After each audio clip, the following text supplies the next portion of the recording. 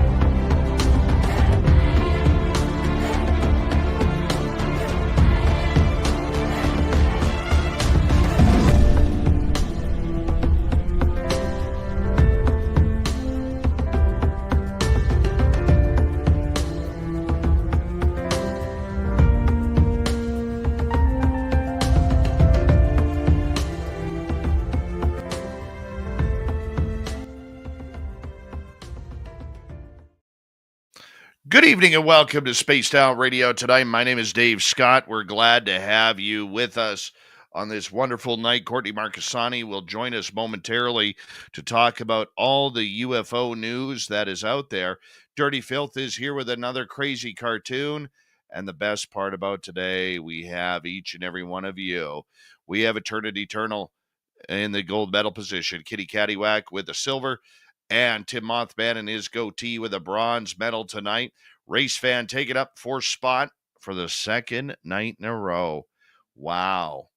Paul Parvo, welcome to SOR Chat. Frankie B, nice to see you. Chris 716 and Luscious Jules, nice to have you here. Michael Morris, the attorney at large. Hopefully we'll see you in Vegas, my man. Kitty Caddywhack, how are you? David Dorenberg, how you doing? Robert Lamoth, nice to see you. So we continue on with roll call. JSCO is here.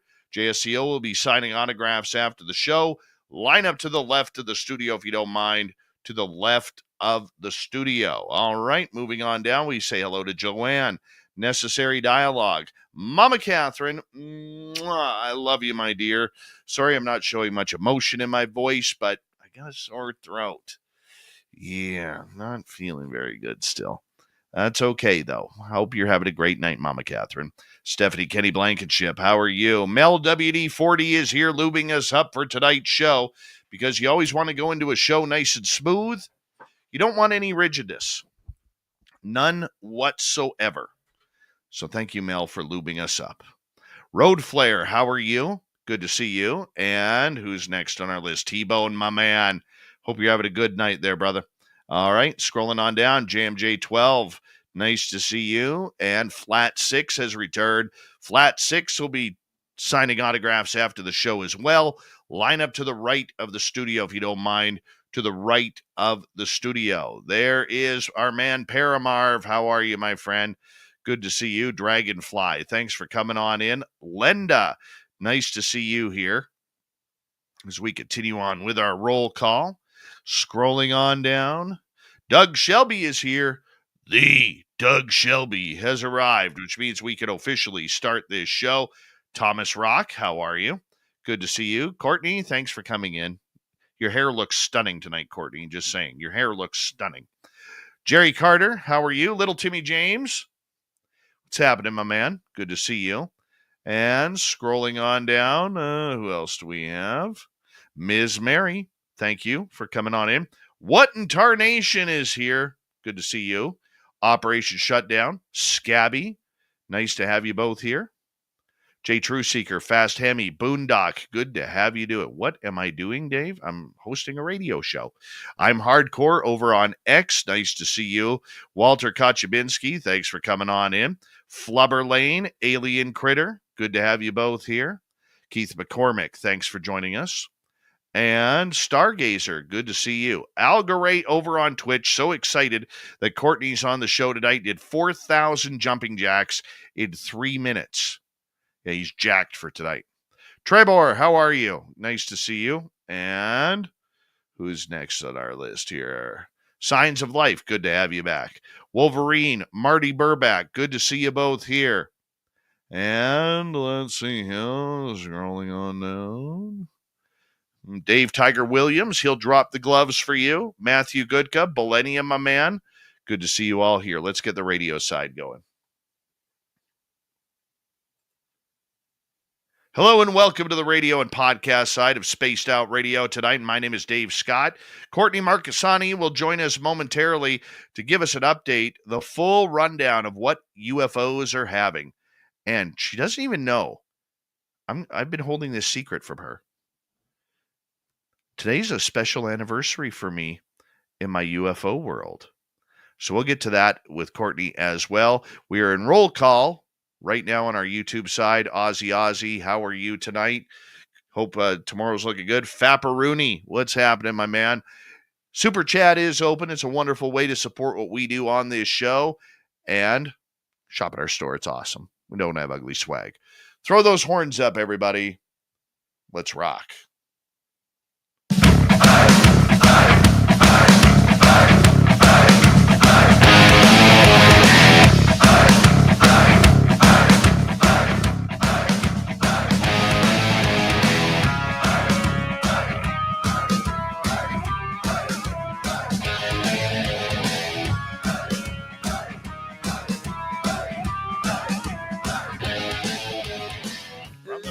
Central British Columbia to you listening around the world.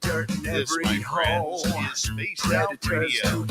I'm your host, Dave Scott, sitting in the captain's chair of SLR headquarters. We welcome you to tonight's show on our terrestrial affiliates around North America, digitally on every major podcast network. Our website is spacedoutradio.com. We have a plethora of features for you. Rock out, Bumblefoot, read the news wire, check out our site as well. You can follow us on X at Spaced Out Radio, Instagram at Spaced Out Radio Show, and on Patreon in the Space Travelers Club. Tonight's show is brought to you by Chive Charities. Help make the world 10% happier by visiting Chive Charities today. You can find them on our website.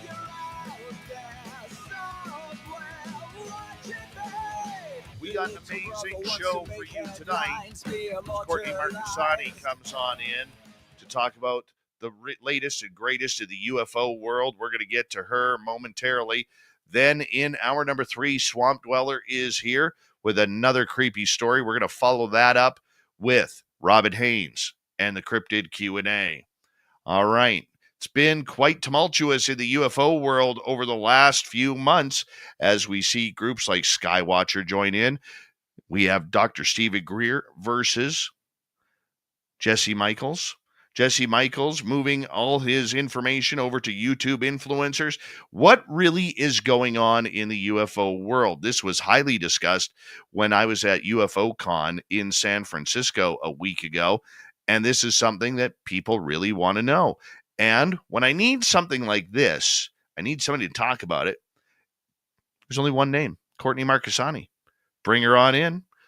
Courtney, thank you for coming back on Spaced Out Radio. We'll get you to unmute your mic. And thank you for joining us. How you been? Hey, I've been doing great. I am so bummed that I missed out on the UFO con. And I also missed out on Archives of the Impossible. But I got reports from everybody, so I'm ready to rock tonight. Awesome. Awesome. I always love talking this subject with you. It's, you've got your fingers kind of dabbled anywhere. I mean, most people have 10 fingers. You've got like 30, and they're all in different pockets trying to get information. And I think it's great. I really do, because there are very few people out there that I think have a real pulse on what is going on. There's a lot of people who believe they know because they may talk to one or two others. You are somebody where you spend most of your day on the phone talking to people, trying to, bring stories out, bring this information out to the public. Why is that so important to you? Well, it mostly comes through experiencers and their woes, their concerns, their anxieties over what's happening. So it comes out of really just service and serving the community. And, I was somebody for, a long time ago, I was just somebody who was looking into things like everybody else. But now I've been at it for 10 years, and I'm kind of known for helping people, especially when they're in like an acute situation and they really need help. Well, and you know what? We can go down the road of experiencers here for a while, because experiencers really are the bottom of the broom when it comes to this subject. We keep getting swept into a corner where all these good people out there who've had these extraordinary experiences in their life, they keep just asking questions. Why me? Why did this happen? What happened to me? Who may know? And whether it's the scientists or the people at the Pentagon or the military or whoever, nobody ever seems to want to provide any answers to anything to them. And I know you have a big heart for experiencers. As an experiencer myself, I do too. And we'll get into my experience anniversary here in a little bit. But just your love and compassion that you have for the experiencer, I think it really shows on the sleeves you wear. Well, that's very kind of you to say. Thank you. It is what I'm known for. The second part is more of the journalistic, piecing things together and finding connections. And I think we're seeing this very strange new era taking shape right now. Experiencers, yes, but there's this, it's almost like diametrically opposed. You have groups that are very interested in experiencers' experiences and what's happened, anomalous experiences, contact with NHI. But yet at the same time, there's this widening divide between ufology, which is made up large in part, by experiencers. So it's a very interesting juxtaposition we're seeing right now.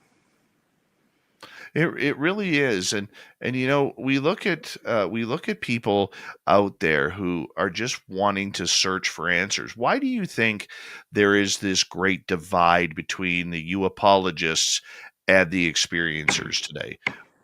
It's much more than nuts and bolts. It's much more than propulsion. It's much more than, anti-gravitics or anything science-y like that. There is real humanity to this. And is it just denial of the subject so far, or is it something where the door is slowly creeping open and it's just not time to introduce experiencers to the world? I think the experiencers have been introduced to the world. We've heard their stories. We've heard, people's talking about the programs. But the interesting thing is the agendas. There's always been agendas. There's always been deep covert programs. There's the people who are studied, and then there's the people who are doing the science behind the scenes. And of course, the whole overarching political scene that's happening as well. So I think all those things are combining in a way that's kind of creating a perfect storm right now. It really is a perfect storm in regards to the information download. But on the flip side, we're going to get into in the next half hour how the information is really being filtered to just certain people now. This wasn't happening a few years ago. We saw it starting with the To the Stars Academy, where they were only filtering information to certain people. And now we're seeing it again right now with this current wave of whistleblowers. That's not healthy. That's not healthy when you're picking and choosing who these people can and cannot talk to. I know you've talked to many whistleblowers about coming out and talking about it publicly. What is their thoughts on the control that is going on right now? Well, we've heard about things over the last year like threats, intimidation, harassment, and those are very real. And it depends on the whistleblower. Where they are in their service, their career, what's compelling them to come out. So it's a number of factors. I think that there is a scramble now. Not by whistleblowers, but a lot of people to try to get recruited by Skywatcher. That's like the hot ticket thing right now, is if you're being recruited by Skywatcher. So I'm hearing more on that side of things than from actual whistleblowers. I'm hearing more from people who are either have worked for Skywatcher, who would like to work for Skywatcher, people who are critical of Skywatcher. So that's really what's unfolding right now, more than whistleblowers. Do these people want to go public, or do they like the idea that their information is being withheld, or whether they're being told who they can and cannot speak to?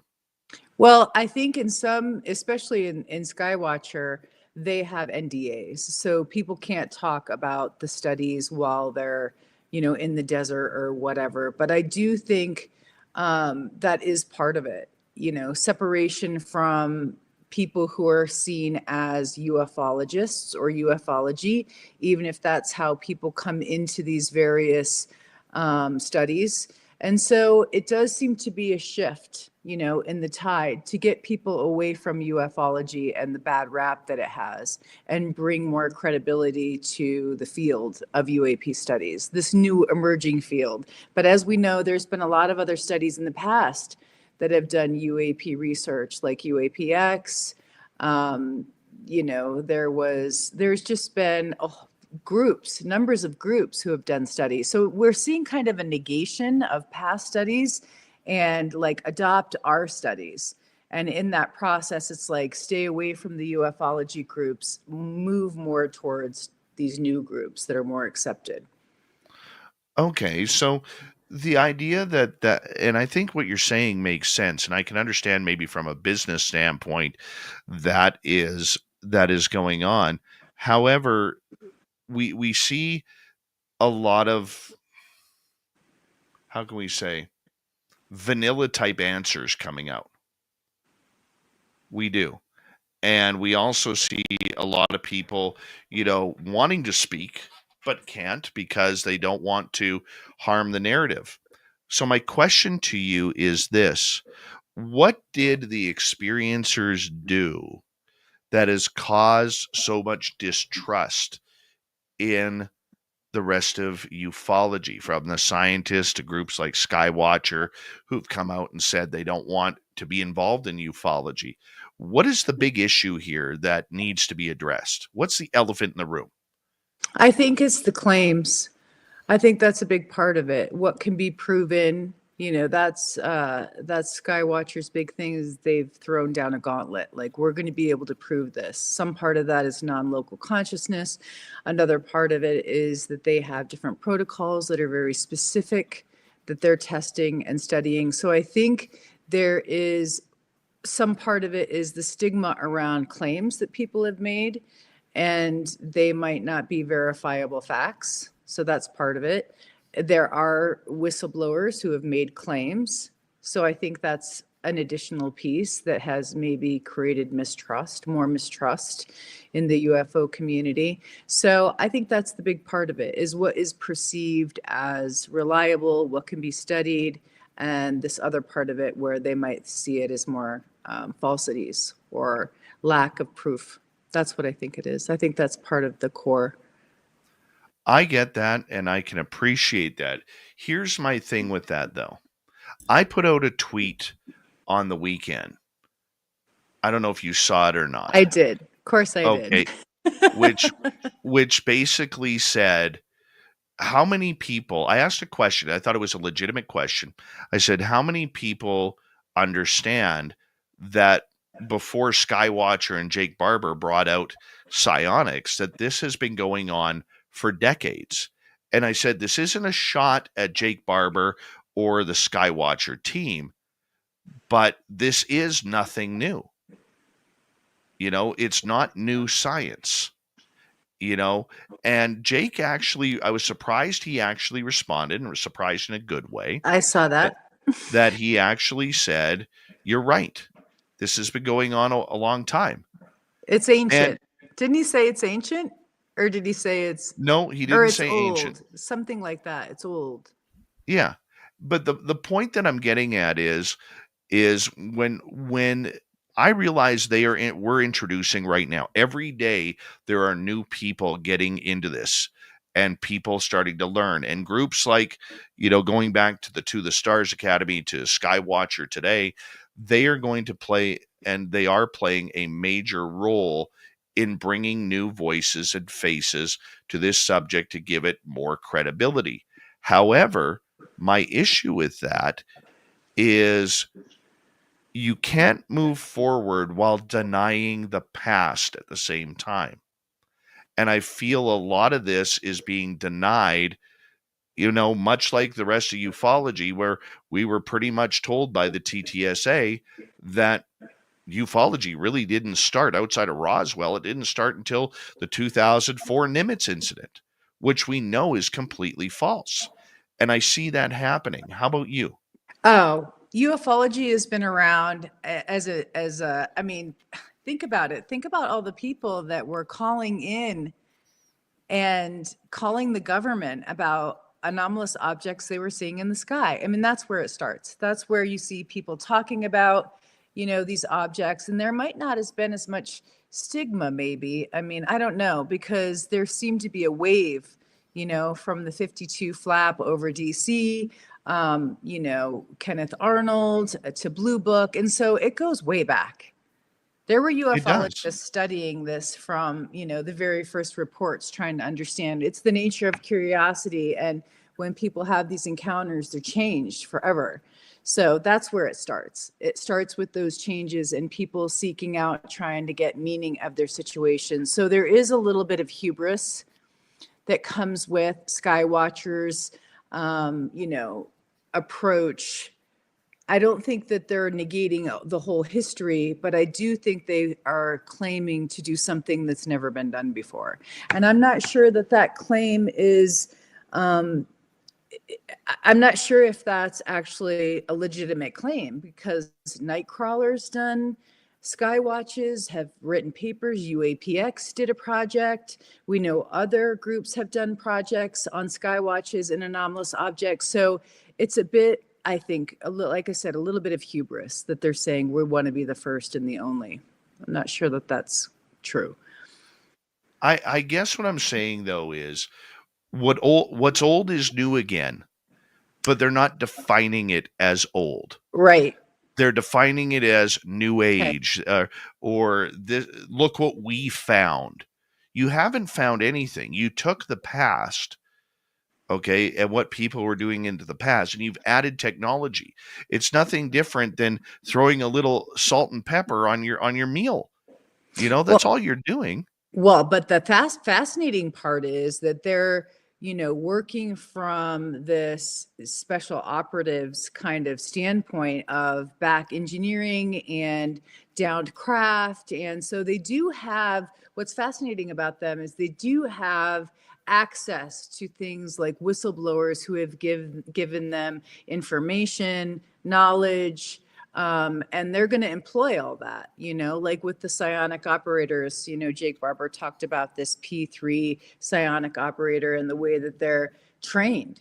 It sounds a lot like Dan Sherman's story about how these individuals are trained with AI technology or some form of advanced technology that might even be sentient to interface with it and go into these different types of consciousness, which are transdimensional. And so these parts of Skywatcher are really novel or unique or interesting because we haven't seen those kind of studies in the public before. So I think that part is totally credible and on point. But like you said, CE5, right? CE5 has been around. People have been meditating and calling in or summoning or interfacing. And sometimes it just happens. And then the people who have that encounter learn how to meditate or call that experience in again. So yeah, it's very old. And it's also got spiritual dimensions to it. From our origins, from our humanity. So I do think that there's a bunch of hubbub right now, but let the science speak for itself. And let's see if it is old, or if it is new, or if it is Black government projects they're bringing out into the open. I mean, let's examine it. They ask for people to look at it and scientists to independently look at their research. So at least they're being open and forward about it. Yeah, I have no problem with the science aspect. I really don't. I think it's wonderful. I think we do need, as humanity, to learn everything we need to know about this. We really do. But when you're moving your cause forward by putting down or ignoring your base on it, I hearken back to what Lou Elizondo told me a number of years ago, I hard to know what you're believe, going to say. Yeah, go ahead. was that the TTSA's biggest problem was they bit the hand that fed them. Yeah. They didn't want to be ufology. They didn't want anything to do with ufology. They thought ufology's stigma of little green men, anal probes, and tinfoil hats was something that they wanted nothing to do with. And in the end, it cost them. And this is my worry about Skywatcher. It's my worry about other groups coming in, even Dr. Stephen Greer. When you're biting the hand that feeds you, eventually you're not going to get fed anymore. And it may take weeks, it may take years. But that's what we see going on. And the people who suffer are the people who've had true experiences. Nobody asked for this. You know that. You didn't ask for your contact. No. I didn't ask for mine, yet it happened. And nobody asked for it. Well, and that's the thing, right? I mean, we're all part of this collective community of people who have had this experience. We don't need people to tell us it's real or that that's our reality. But, that's kind of what we're seeing, is that certain people are granted access because of their experience, whether it was in a government program or if they've had other witness accounts of people who've seen, them be able to summon in stuff. So, but it's interesting because the people that are being recruited right now are old people from the UFO community. So I'm asking myself, well, this is interesting. Are they wanting people who have expertise, technical expertise to come in? Are they looking to test people's claims and see, if they're really legitimate or not? I have to wonder, about these folks, older folks from our community that are being recruited right now, and wonder what the agenda is. Well, and I think that's probably to try and give them more credibility. But we also need to know, who are those people? I can't say, but I know who they are. And people in the SOR community are going to be, delighted when they find out. But I can't say who they are right now. It's just, it's all on the, behind the scenes, and I don't want to blow up anybody's spot.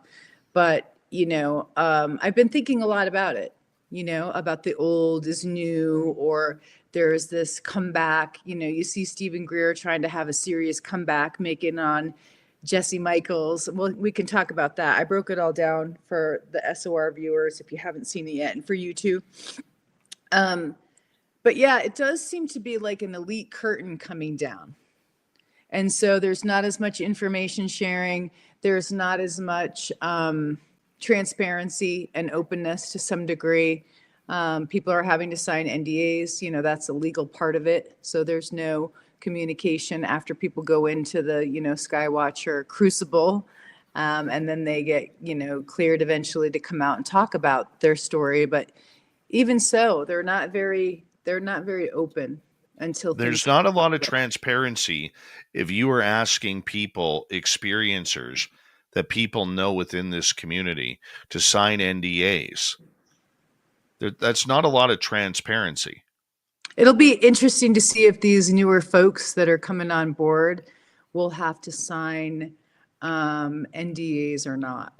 People that were originally recruited who did the studies last summer. So it will be curious to see if the new recruits will have to sign NDAs in this next round of studies or not. Courtney, I'm going to get you to hold on right there, because we are going to go to break here at the bottom of the hour. Hard to believe we're already a half hour in with Courtney Marchesani on Spaced Out Radio. When we return, is the information hotline to UFOs, is it going from a party line down to a single line of traffic? We'll find out from Courtney Marchesani when we return for the second half hour. Yes, Get your wheels rolling. This is going to be a good one tonight. Stay tuned. This is Spaced Out Radio.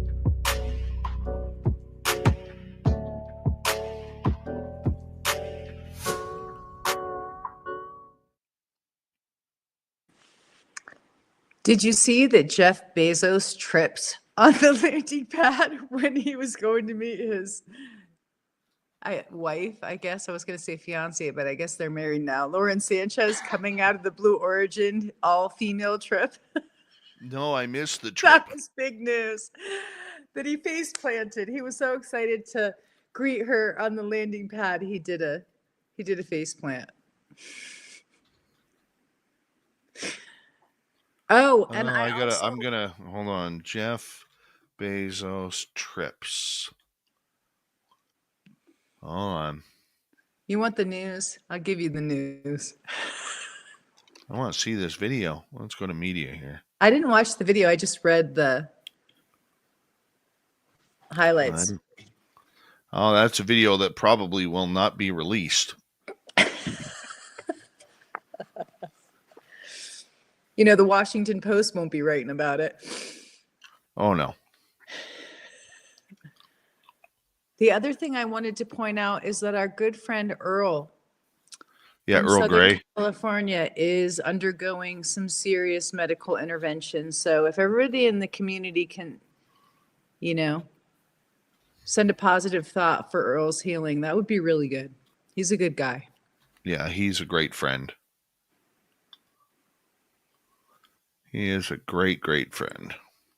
Well, I have to tell you, this Blue Origin all-female flight, you'd think people would be like, yeah, go, girl. Oh, man.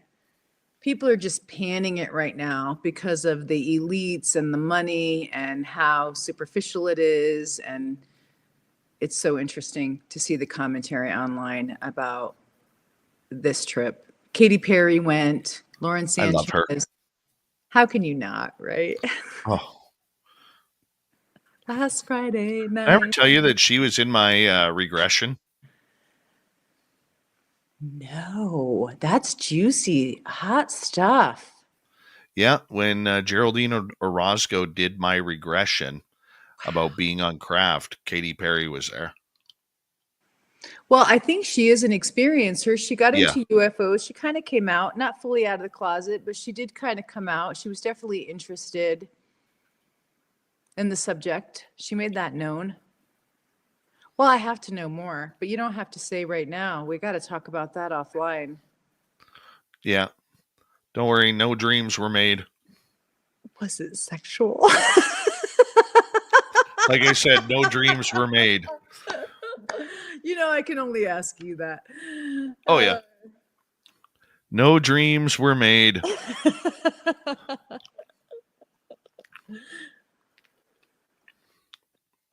I don't care if it's a fembot clone of Katy Perry, Derek. Hey, man, they're coming. The fembots are coming. They're already here to some degree.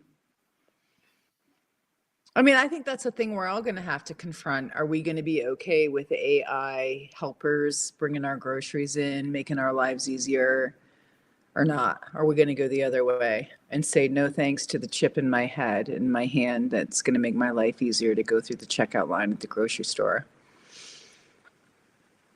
That I don't know. I think AHI is going to crack this whole thing.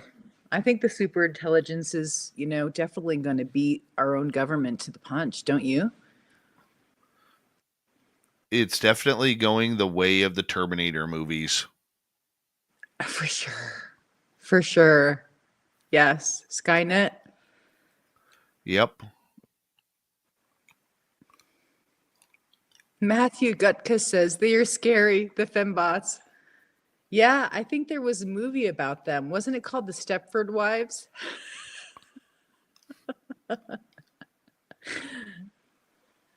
No thanks. I'll grow potatoes instead. Yeah, me too.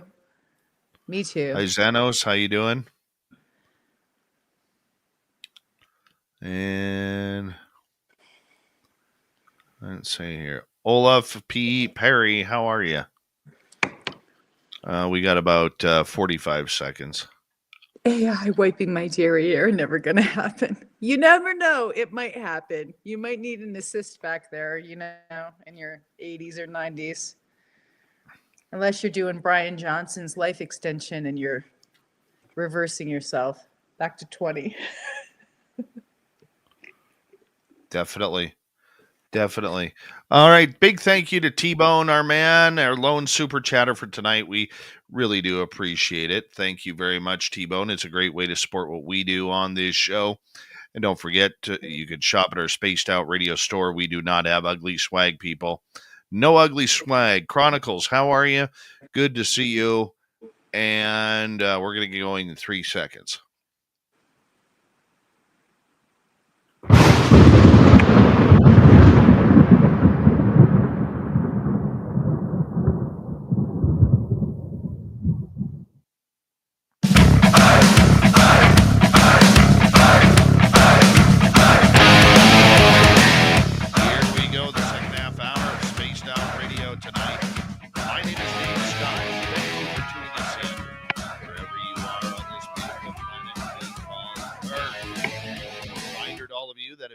Portions of this show or others, you can always check out our free archives on YouTube or any major podcast network. Our website, spacedoutradio.com. We have a plethora of features for you. Rock out to Bumblefoot, read the news wire, check out our swag as well. Follow us on X at Spaced Out Radio, Instagram at Spaced Out Radio Show, and on Patreon in the Space Travelers Club. What's happening in ufology right now? Courtney Marchesani is here to break it all down for us. She literally is on tap with everything that's going on. If you want to find cold beer of ufology, you go to the tap, you pour the Courtney Marchesani special, and there comes the information in to quench your thirst. There she is.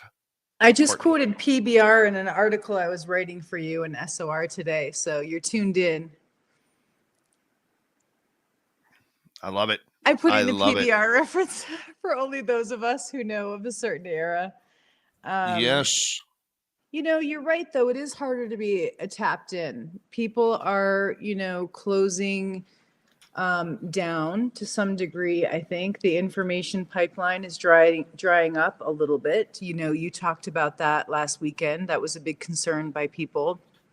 I definitely am seeing that happen. I think that people are totally tuned in, though, more than maybe ever before. New people, the old guard alike, everybody's watching what's going on. Well, that was a giant conversation at UFOCon 2025, and that was, I sat with a few people there with YouTube channels or podcasts on this story of ufology, and there was a couple of interesting points. Number one, the majority of YouTube channels regarding UFOs has seen an extreme decline of viewership. And some UFO channels have been shut down completely. Yeah. Like their monetization gone, they're off, they appeal to come back, they're not being given access, so they're all going to this Rumble. Podcast UFO host Martin Willis has seen a drop between half and 2/3 of his viewing audience from what he would get from a video. Why? That's so unusual. We can't figure it out. Carl Crusher and I had this conversation on this show a couple weeks ago regarding YouTube and other social media outlets. Kind of, I don't want to say they're shadow banning the subject, but we sure aren't getting our views. Our views are down about 50% on Spaced Out Radio and our archives on YouTube. Do you think there might be an architect behind that?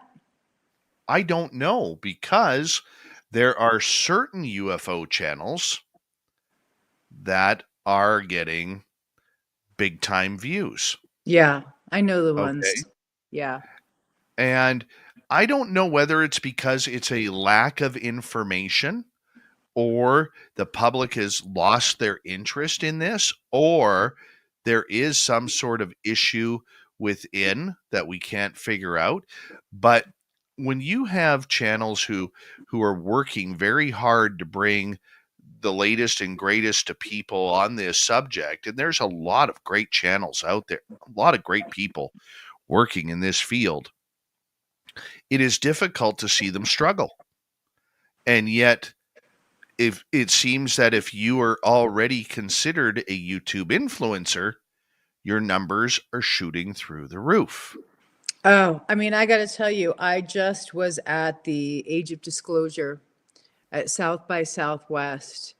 Major money, major influence. You know, the auditorium was packed by all the South by Southwest people who had ticket. I mean, I just bought tickets just for Age of Disclosure, but you know, they have passes, and all the people with the passes, huge lines to get in. And so it's a concern because there's this wave of new influence, money, entertainment, how that trickles down, how it separates different groups from being seen, watched, because those larger numbers are overriding. But you even see it with, you know, podcasters who've just come out in the last couple years who are like the main feature now, the main show. And so, you know, I don't tend to watch the most popular people. I tend to watch the most informed people and the people who have the best research, and also the shows like yours who are friendly to all diverse groups of experiencers, that it's really based on a diverse range of things and covers a whole bunch of topics, because that's the way it is in the field. It's not just one thing or another. So I'm saddened to hear that that's happening to people like Martin Willis, because he was one of the people that broke some of the first stories that came out. I mean, he was very, very well regarded, incredible, and had a huge following like 4 years ago. Yeah. And, you know, it just, look, I can understand that maybe a lot of these younger people getting into this, they don't want some silver beard like myself or even Martin Willis telling them what's going on. They want somebody who they can gravitate to. And a lot of them are gravitating to the larger YouTube channels that are out there. But that being said, we also know that there is a play going on from the top on down, where certain people, there is a clique of people who are only getting the interviews. Oh, no doubt. Yeah. Good to speak about the elephant in the room, you know, and be real direct, because we know for a fact, you and I both know for a fact, that certain people in the in-group work on interviews, procure whistleblowers, interviews, testimonies, their stories. They get first rights to it. You know, some of that is even legal, you know, where they can't talk with anybody else or share their story except for this one entertainment project that they're doing. And so this is like the biggest taboo. As researchers or whatever, we're not supposed to say that there's a coordinated effort, but I'll tell you what there is. I mean, I've seen it. And not only that, that if you get blacklisted by influential people in this community, people won't talk to you. They won't associate with you. You don't get invited to things, and it's real nasty business. Well, let's talk about the intelligence community and the gatekeeping that's going on, because I think this is actually quite important. Because look, if you look at who is getting, let's take Jake Barber, for instance. Okay. And this isn't anything against Jake Barber, but let's look at who he's done interviews with. Ross Coulthart from News Nation. Exclusives. Jesse Michaels. Yeah, I think he did. Jesse Michaels was the second interview after Ross, if I'm not mistaken. Yes. And now all of a sudden we see him hanging out with Logan Paul. Right? Yeah, there's a whole group of them. It's Julian Dory, it's Jesse Michaels. They're like the new guns. They're like the new guns. Like Grant used to call that one group the new guns, the young guns. These are the new guns that are coming in right now and infiltrating, in a sense. And I think that their approach is that they feel enlightened and have done their research. But in some instances, I've seen some of these guys make some real serious errors on history, on accounts. And that's the part of it that I have a little picadillos, because I'm like, well, that's not right. Or how could they not know that? So there is wisdom, in reaching out and collaborating with other veterans who have been in this field for a lot longer and learning and keeping their minds open. But from a media standpoint, the one thing I will say is when you control the media, you control the message. It doesn't matter whether it's politics. It doesn't matter whether it's UFOs, sports. I mean, like, I'll use a hockey analogy here. Every morning, when I'm driving to work, I'm listening to the NHL radio network on Sirius XM. You never hear them give a proper answer to anything. They're always sidebarring it and stepping away from tough questions because they know they are hired by the NHL, and the last thing that they want to do is bite the hand that feeds them. Right. And you see that cascading effect in the UFO media world, where there is these kind of soft, softball questions or whatever. But I do have to say, in this Greer interview with Jesse Michaels, he did well. Now, he was cut off a bunch by Greer because Greer would pontificate about things and history, but Jesse did do his best to go toe-to-toe with him and ask him questions. They weren't hard questions, but he would pose them in a way that was like, well, how do you square this? Or how do you do that? Which I respected him a little more for the fact that he at least got some questions in and asked some counter narrative questions. Mm-hmm. And I get that. And, we're going to see new faces. But Marty in the chat room actually brought up a good point. He believes that the reason why numbers for UFO shows are going down is there's just too damn many. Oh, yeah, it is. Everybody's getting into the game. You have 3 or 4 people, maybe a handful dominating the media space. I liken it to to like the debrief. Remember when the debrief came out with the Grush interview, and it was like they were the hot, for a while, but they're really not.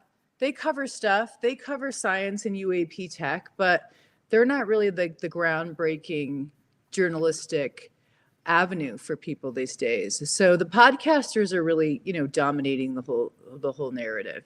And so, yeah, you have to ask yourself, why do certain people get interviews? Why are all the doors open and access available to them and not, the rest of the people in the community who are doing the same thing?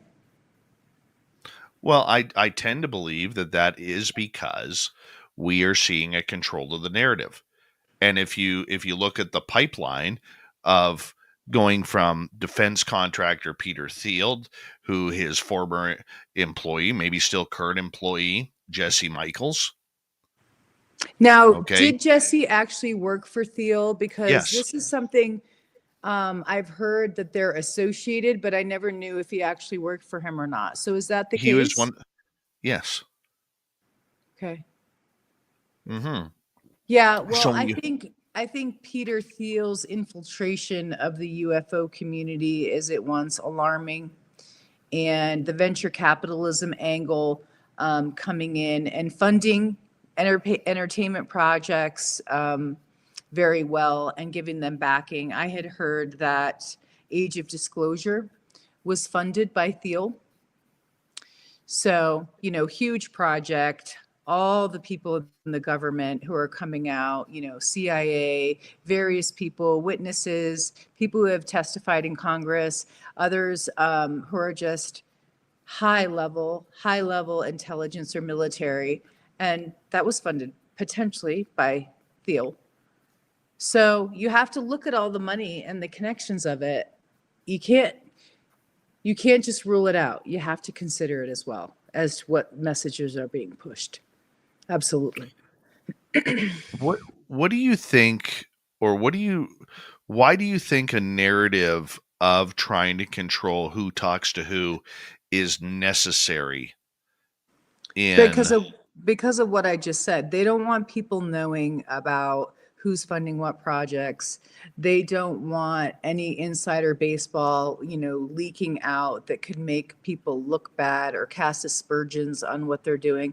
I mean, it's not like people aren't going to find out anyway, but I do think that that's part of the drawing of the lines and keeping people close. The people that you talk to on the inside, what are they saying about this control of the narrative?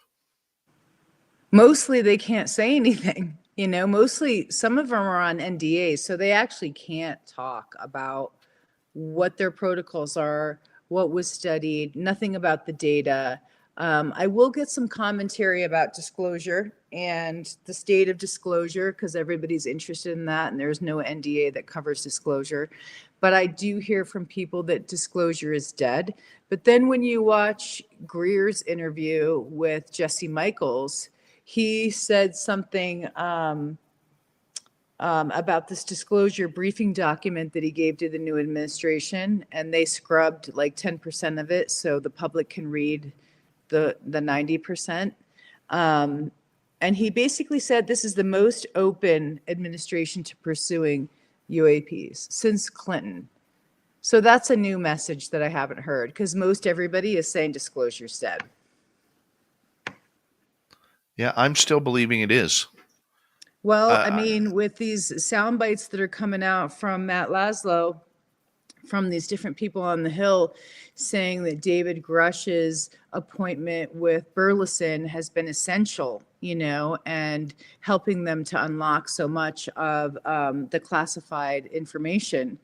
There's a little bit of hope if you still believe in David Grush and his ability to get to the fact of the matter.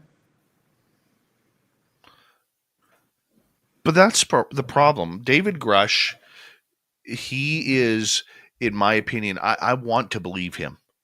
I do. I really want to believe him. But the way and that's on a personal level. Sure. That is not a journalistic level. But I understand that. He's a likable guy. But the way he has been manipulated with his story, I don't know whether that's him not wanting to talk about it publicly, or if that's the controllers above him who are allowing him to do and say what and where. Interesting that you're bringing this up. In the Greer interview with Jesse Michaels, Greer just does a little pass over his introduction to David Grush, and Jesse circles back around and he's like, "You met David Grush?" And so Greer is like, "Okay, let's go back to that." And he clarifies that he was introduced to David Grush when he was still in secret doing his work, when he was not out yet. And he said that it was his bosses, David Grush's bosses, who put them in touch, David Grush with Greer. So Jesse Michaels circles back again and said, "Who are the bosses?" And Greer's like, "I'm not going to answer that. I'm not going to say who." But he was like, it was basically when this other office was being formed and the money was being approved and they wanted these investigations to happen, which we all know who have followed the story and the history of it. But he didn't name who the controllers were. So that was interesting. That was an interesting side note that I picked up on, because Greer is basically lambasting Lou Elizondo and saying he's the biggest part of the problem. And that it was David Grush's association with Lou that ruined him. He made that bold claim. Well, here's the thing, though. I can see where you're going with that, but I'm looking at this at a different level, and I'm sure you did too. And I realize we're taking your perception of it, but was Jesse Michaels defensive on David Grush? How did you know him? I thought so. I thought that I heard like a subtle disbelief in the question. Like, you met him? You'll have to listen to it for yourself. Maybe I'm putting a little bit too much on it, but it was a curiosity thing, but also like a doubtful thing. So do you think then that maybe Jesse was a little perturbed that somebody else had talked to to his boy? Yes. If I'm See, reading the tea leaves and I'm interpreting the signs, yeah, it seemed like a little bit of a brusque, but I you did bring not up a know good that. point, and that's the entire point that we're saying is if that is true, and people can judge for themselves by Right? going to the Jesse Michaels YouTube channel and watching their interview with Dr. Stephen Greer. If that is true, people in this field, the listeners in this field, the people who have an investment in trying to figure out what is going on in this field need to listen to that, because they will show that there's a lot of truth being hidden. And once again, when you control the medium, you control the message. And if Jesse is getting a little defensive that his message was being tampered with, that is cause for concern for the entire field of ufology. Well, you have to listen to it yourself. You have to do a little bit of the body language reading between them. Greer also goes into obviously his long history in the field, but he also goes into his own personal experiences, which I don't know if he's elucidated that before so articulately. I mean, it's hard. It's hard to watch because of, the cringe factor of all of it, without going into detail, but there's a lot of incredible information. He goes into the political angles. He goes into the covert history. He goes into the connections of science and technology and the different connections to the corporations. He goes into the whole Mellon family, including Chris and John Warner and the politics and the CIA and their family. I mean, it's a very long interview. Most of these people on the chat right now probably know a lot of it, but there are some pickups that are very new. So it's worth it. Why should we be paying attention to this angle? Because Greer is having a comeback. Come on. I mean, this is a guy who has been reviled, who has been, put into the back burner for behaviors, personality, whatever. But the fact that he's on Jesse Michaels, people should be asking themselves why. Do you think it was maybe a litmus test for Jesse Michaels being the new manager of the Keys to see what Greer had, and why not do it publicly? Oh, he prefaces the whole interview by saying so many people tried to talk him out of it. And, he has to make up his own mind. He's not going to let people tell him who he's going to have on his show, that he was going in with, I don't want to say contrition because that sounds like forgiveness, but more like acceptance of Greer's long history and his contribution to the field. So I don't know how deeply to look into it, but this was shaping up where Greer was being brought back into the fold last fall before the Jake Barber interview. You started to see those steps of him coming back into the community. And he talks about Jake very frequently in the interview and his relationship with him, that he texted him before he came on to the interview with Jesse because he had an emergency appendectomy on his way there. And so he was quoting Churchill to Barber saying, Churchill said, never give up, never give up. But I thought what Churchill said actually was, when you're in hell, keep moving. I don't know if he was thinking that exact phrase or if there's another one, but he's certainly been through his trials, and now he's on Jesse Michaels. But the thing about the whole Greer interview that really is perplexing is he's saying that he's the inside guy that's going to move the ball forward. So that's like a really bold claim to come out and say.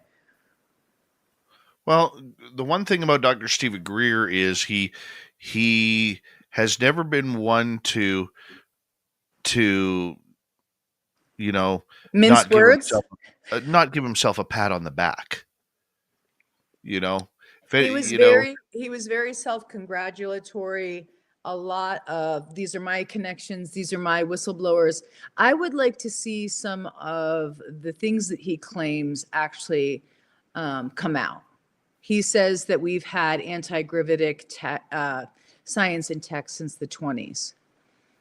Prove it. He's saying that he has insiders who have worked at Fortune 500 companies who are coming to him to develop this technology in the open source. He's saying that people, if they don't hold that thought. We'll continue this amazing conversation with Courtney Marchesani next.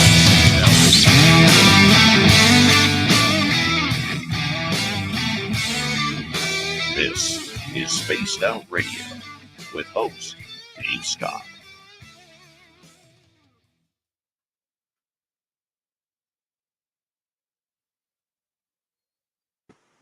He called the Black Ops people that have been developing the science and tech and the corporations money-grubbing whores. You money-grubbing whores. I mean, it's on a number of levels. It's very inflammatory, and I just don't know. I'll watch it after the show. Cody Eiler, how you doing? I'm gonna run up and grab the rest of my hauls. We're gonna turn it over to Dirty Filth. We got about 5.5 minutes, Court. I'll be back. All right, here you go, Dirty Filth. Oh, hi. Look, it's your wood gnome, Dave. Prancing through the forest. That's what he's doing. I think he needs a little more fluff on his head, if I do think so myself, yes. Ponder the subject matter. Yeah, Dave's got to let the dog man out. So that's where he's going. He tells you he's got to go get Halls or something. But ow, stupid thing. But he's going to let the dog man out. You want to let that thing get too hungry in the house. So I hope everybody's having a good show so far. Hi, Fast Hemi and Tim's beard. Magneticus Attracticus. Oh, Magneticus Attracticus. Everybody else. I drew some little characters here. These are probably going to be put onto a t-shirt of some sort at some point in time. I have the goblin, a gray alien. Hello, Bob. Hey, Bob. Look at that. Look at that, Bob. Oh, yeah. Anyways, and Bigfoot as well. I also have 2 more drawings, but I only was able to have enough time to fit draw a picture of Stephen Greer. All right, I'll put that on the old list of Rooney here. I'll just scribble it down at the bottom because this is just a test page. There we go. I'll just go back a page here.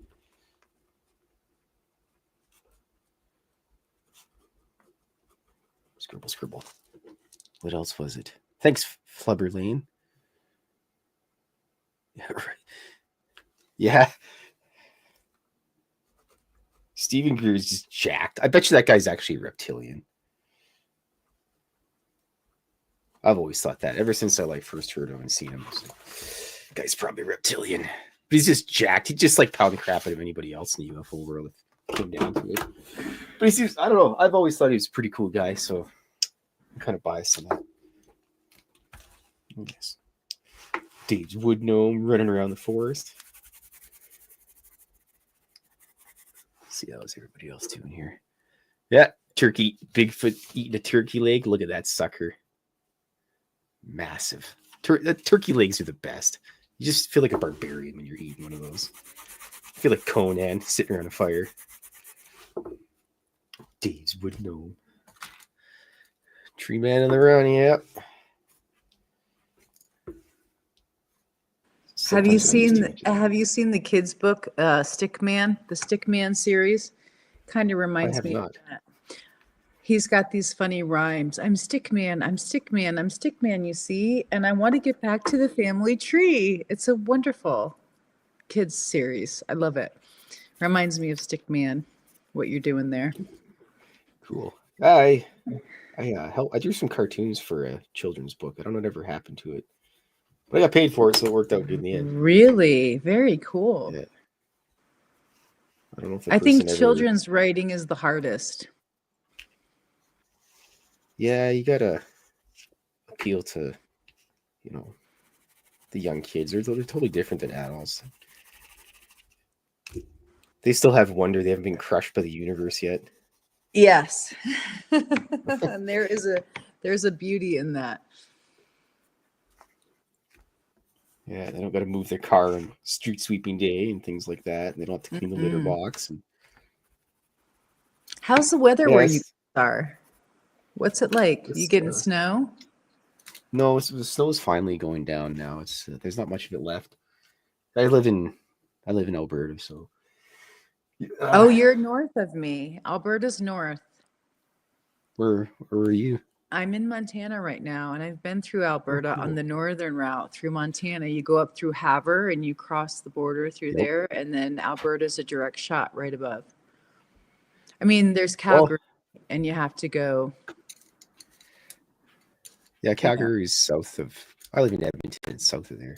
If you ever come to Edmonton, pizza's on me. I have, and I've been to the bar called the Rose and Crown and had an awesome time there. Have you been to the Rose and Crown downtown? Can't talk without my attorney present. It's like a little piano bar. There's song, there's good drinks. It was fun. I had a great time in Edmonton. It was a long time. That's not a bad place. Okay, Dave, have a good night. Have a good night. Thank you, Courtney. Dirty Filth. Thank You're the you, best. Dirty Filth. Dirty Filth, everybody. Big hello to Kayvon. How are you? And Plaid Koala, nice to see you. Who else has jumped in here? I think we got everybody. Thank you to T-Bone for our lone super chat, along with Pam Harris and Anonymous Rex. Thank you. Here we go with the second hour, everybody.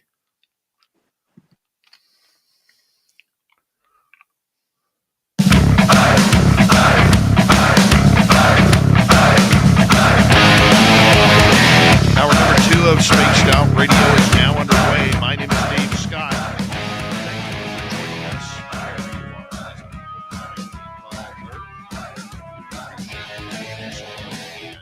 Reminder to all of you, or let's say hello to everyone listening in on our terrestrial affiliates around North America, digitally on every major podcast network.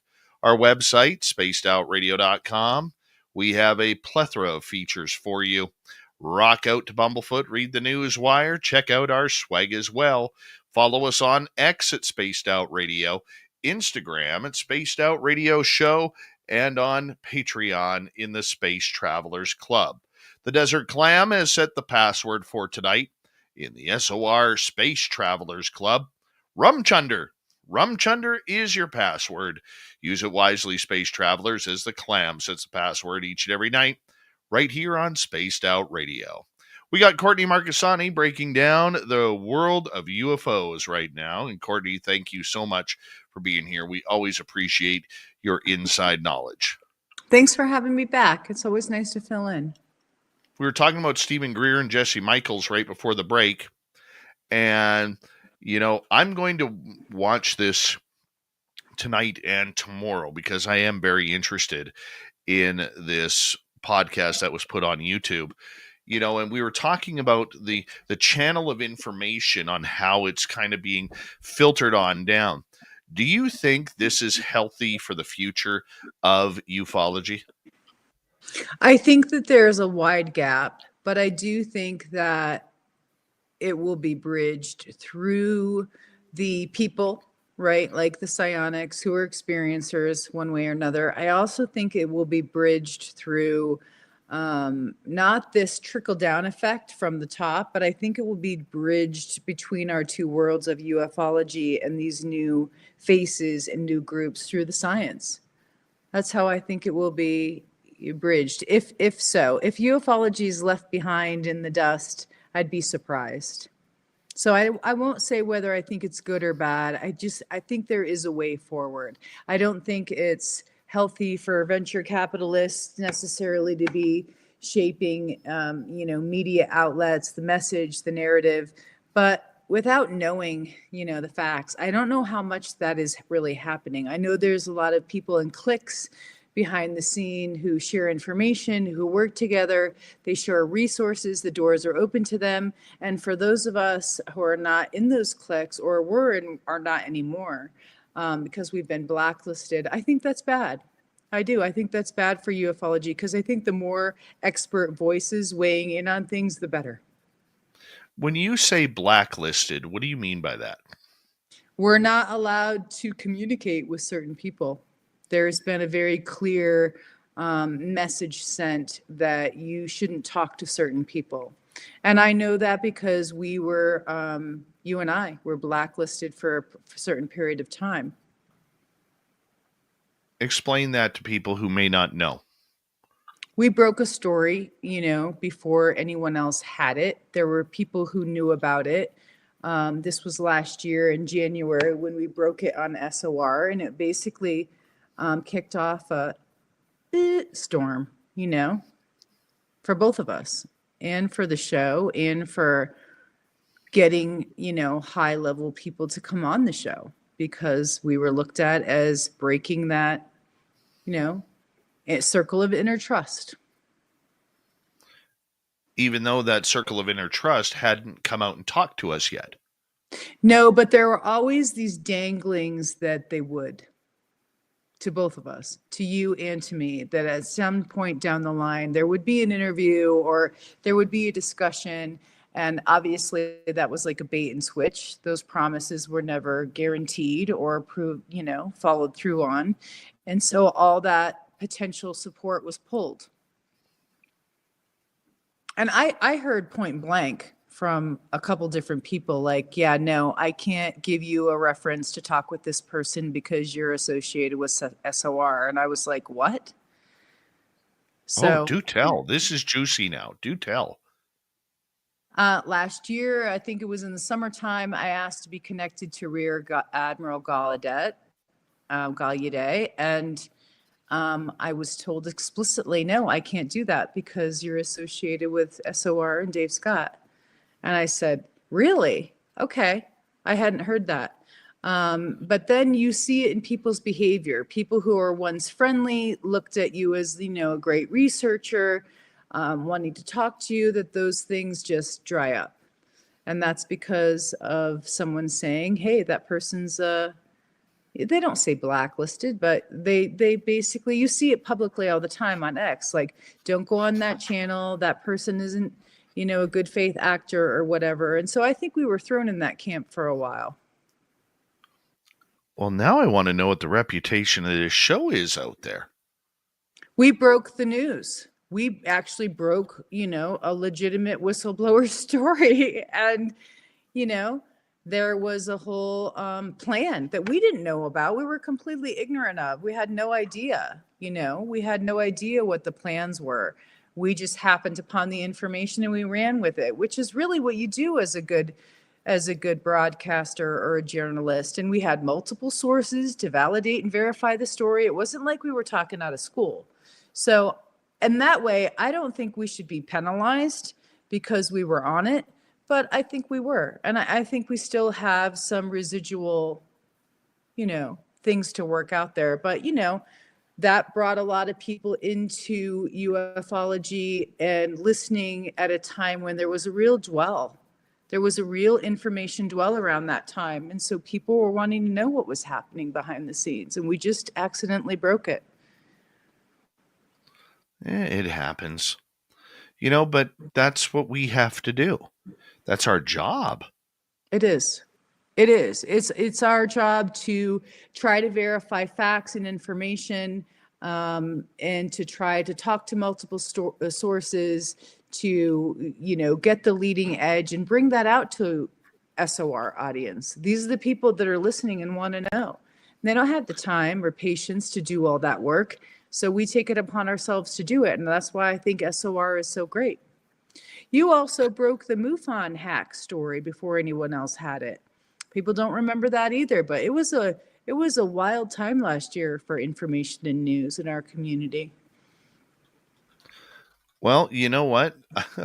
I will never forget that one of the companies who was involved in MUON at the time, they actually sicked their lawyer on me. I know. The lawyer called. I remember you and I talking about the lawyer calling, and I was like, oh boy. Yeah. Okay, here we go. And the lawyer was this is truthful. The lawyer was asking me to divulge my source on who gave me the information on the hack. Right. And I said I had it from multiple sources, which I did. And she goes, "Are you going to tell me who it is?" And I said, "Absolutely not." No, and you shouldn't have to. I said, "That would break journalistic trust. You wouldn't want me to do that, would you?" I think people forget that because you run, a show that's more on the alternative side. Maybe they don't equate that with the fact that you were trained in journalism and broadcasting. So they forget themselves. Yeah. And eventually she goes, "Well, what do you need in order to move this on?" Because she tried to counter by saying that my sources were wrong. There was no hack, and I'm making MUFON look bad. And I said, "Well, my sources aren't wrong. And to be honest with you, everybody, I actually had 2 sources on the board of directors tell me about the hack. And then I had a couple other MUFON members close to the board of directors tell me that MUFON was hacked." So this lady trying to tell me that it wasn't a hack, that my information was all wrong. And I said to her, "No, it's not. It's Well, not do you wrong." remember? I mean, that was like a fever pitch because APU had sold their information to Enigma. And so some of the APU, case studies and whatnot ended up in Enigma and people were tracking it. And then they found out the APU sold out. They sold Yeah. out their files. And so that was around the same time. That was coinciding together where it was like, who did the hack? There was some indication that it might have been somebody like Enigma data mining for information of MUFON's file because they have some of the biggest databases, of US UFO research in the US. So it was interesting because those two things were kind of happening in tandem, and it just was reeking of corruption. Oh, it was ugly. But I mean, I know I said to her point blank, I had said to her point blank, "You're not getting that information. My information as a journalist is accurate." And I said to her, "No offense, but you don't have a leg to stand on because I'm protected not only by the Canadian border and Canadian journalism, but I'm protected by your own, I believe it's the 4th Amendment for journalistic rights." Yeah, so Magneticus Attractus just brought up a good point. Using a backdoor is not hacking. Well, that's one of the things at the time that was not revealed, that the backdoor access was the way that they were able to get in. And so when the story was breaking, it was being called hacking, right? So that's one of the clarifications. And it's really interesting that she brings up the backdoor access not being hacking because in the interview between Jesse Michaels and Greer, he brought up Edward Snowden and he brought up, the backdoor access and these various companies being complicit with the government like Google and Apple. And he goes into it. I thought that was also good. He talked about, the various programs that the NSA had that were, these backdoor accesses and whatever, like Prism. So I think when you come down and you cut the cookie cutter, there are some subtleties there, and I guess it depends on the way you look at either side of the cookie cutter. Where do we go from here? What do you see the outlook coming up over the next few months as we start off spring now and we're heading into summer? I think you guys are going to be really pleasantly surprised about the new round of Skywatcher people that are coming in. They're psionics. From what I hear, they're, from the old guard. I think that the MUPOS study is expanding and widening out further. So I think that's something that we have to look forward to. Obviously, where everybody's going to have an eye on what's going on in Congress with the JFK Epstein UAP declassification. And there's a lot of folks that have argued that that was a really bad move to throw the UAP stuff into that, committee. But with Grush helping Burleson's office, maybe now they'll get some traction with it. So in the next month, I'd be watching for that. That's the main stage stuff. So do you think this is all the start of a new game being played? Yes, absolutely. And what is the legitimacy of that game? To make UAPs legitimate in the media, in the traditional legacy media, which will still be a hard sell. Because when I'm looking at the culture and the way the U.S. media and the U.S. criticism around what just happened with Blue Origin and the individuals having no taste for it, I think that UFO people are going to be surprised at the backlash around something like Skywatcher that's been funded from, once again, venture capitalists, and that might not be palatable. That might be something that's actually right now not good timing for it, because people are just so upset about everything else that's going on politically. So that's one thing. And then the other thing is, I think that the gamesmanship will definitely be the read on the new administration and Congress, and whether the things that Greer says are factual and true. If he's predicting the fact that some of these people who've been carrying water for this cabal, he's calling it a criminal transnational organization like Majestic, Magic, that he's saying that those people will be tried for sedition and treason. So if that's the case and he's making those bold claims, then the gamesmanship will be at a high level. I can see that happening, and I think it's going to be very interesting on the lines of what we are going to come out. I mean, we see Jeremy Corbell, who's been silent for about a year now, all of a sudden come out with 2 brand new videos. Obviously, his source on the inside wasn't found out, Yep. because I know there was a big search trying to figure out who was leaking Jeremy Corbell these videos. And apparently with the 2 that just came out again, that was, that brings his name back to the forefront of it all. And are you surprised by this? Are you surprised that we go round and round in the same circles? Well, people forget that we broke that too, remember? I think it was February or March of last year that we broke that there was an investigation going on between the leakers who were sending those videos because they were on the high side of the R space in classified levels, and that he was still having access to them. So am I surprised? No, I'm not surprised. But I do think that the most closest whistleblowers, the people that are at the center of this, are well guarded. I mean, Jonathan Gray, who was written about in the debrief as the person who was Grush's verification along with Carl Nell, he still hasn't been found out. I mean, I've seen him. I've actually seen him, but I don't know. I don't know what his name is. And I'm protective of his privacy too, because he's saying that those back engineering programs are very real. So he's one of the most closest held secrets and one of the most guarded people. And for good reason, because it is dangerous. So some of that is put in place to be protective of those individuals who have the keys to the kingdom. Who are the gatekeepers?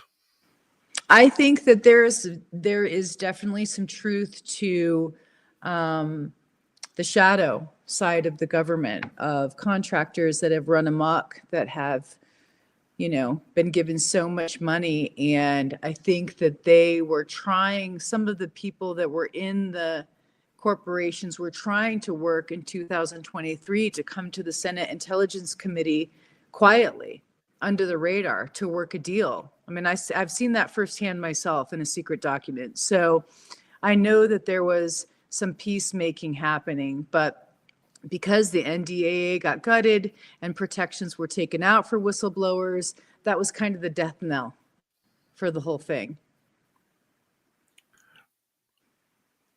This may sound like a silly question for you, but are the whistleblowers worth it?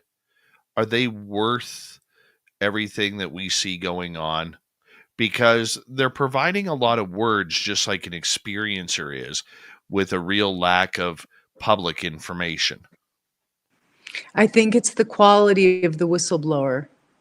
That is what makes all the difference. If you have somebody that worked in, let's say, a Raytheon, one of the most secret corporations that has guards, armed guards, allegedly outside some of these delicate, sensitive programs, that's a high level whistleblower who could potentially end the corruption.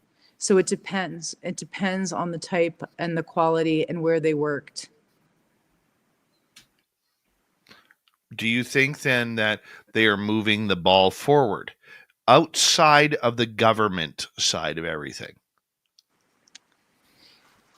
I think that they got scared off because of what happened to Jason Sands and the way he was treated. I think there was definitely like a wind of skepticism and second thoughts. And is this the right thing to do? Are we going to be treated like he was? But I think the rebound from that has been a cohesion that's been built within that group.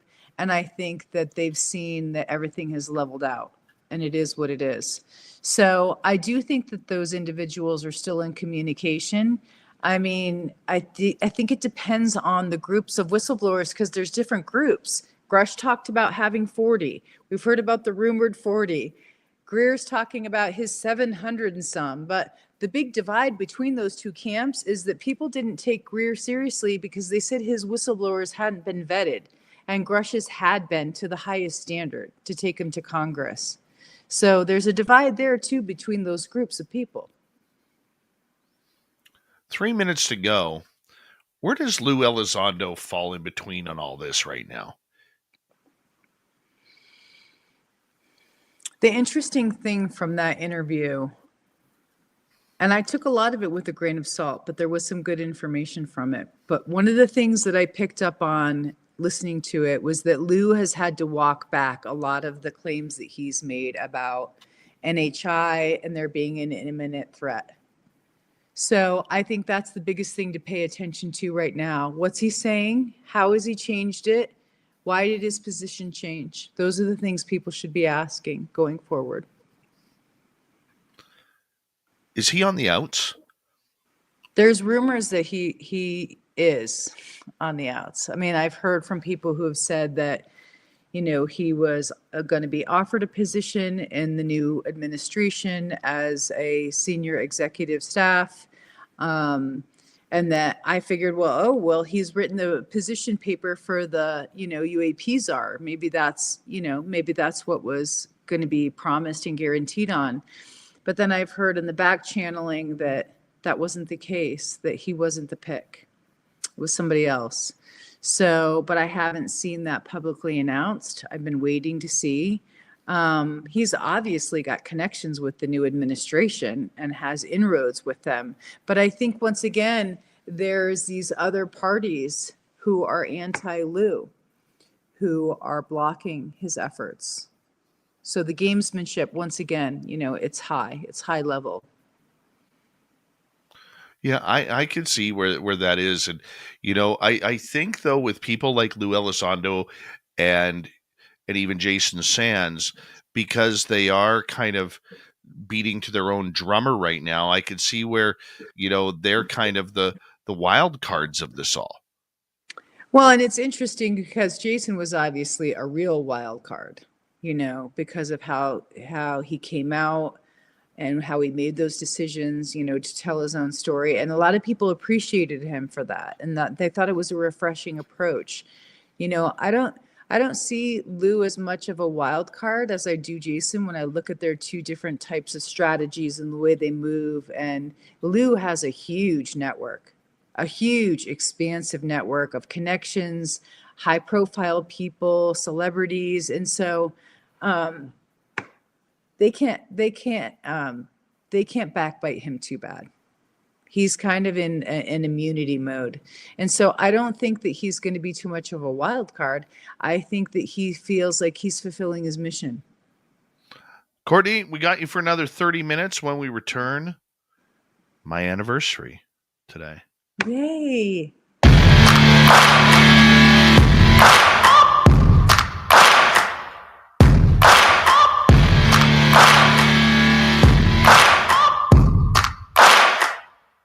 You're listening to Spaced Out Radio with your host, Dave Scott.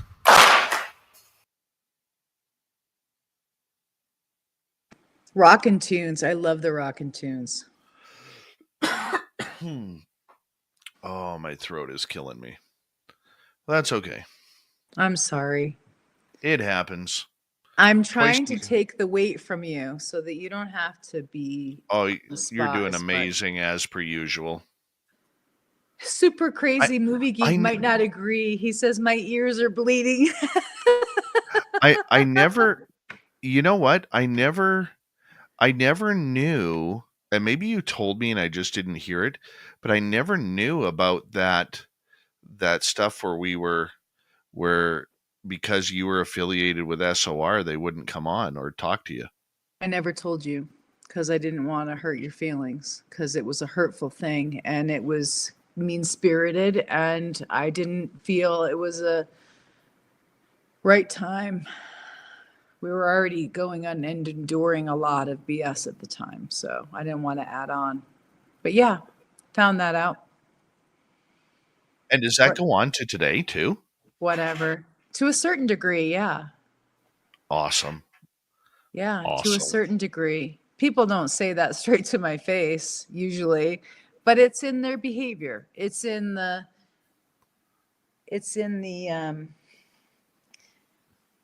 way that people ignore you and ignore your research, your time, your energy.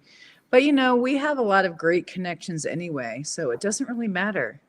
So many people are fans of our work and appreciate what we do and what we've done. So you just have to leave those negative people on the side and just move on. Oh, I'm not too worried about it. I just think it's awesome.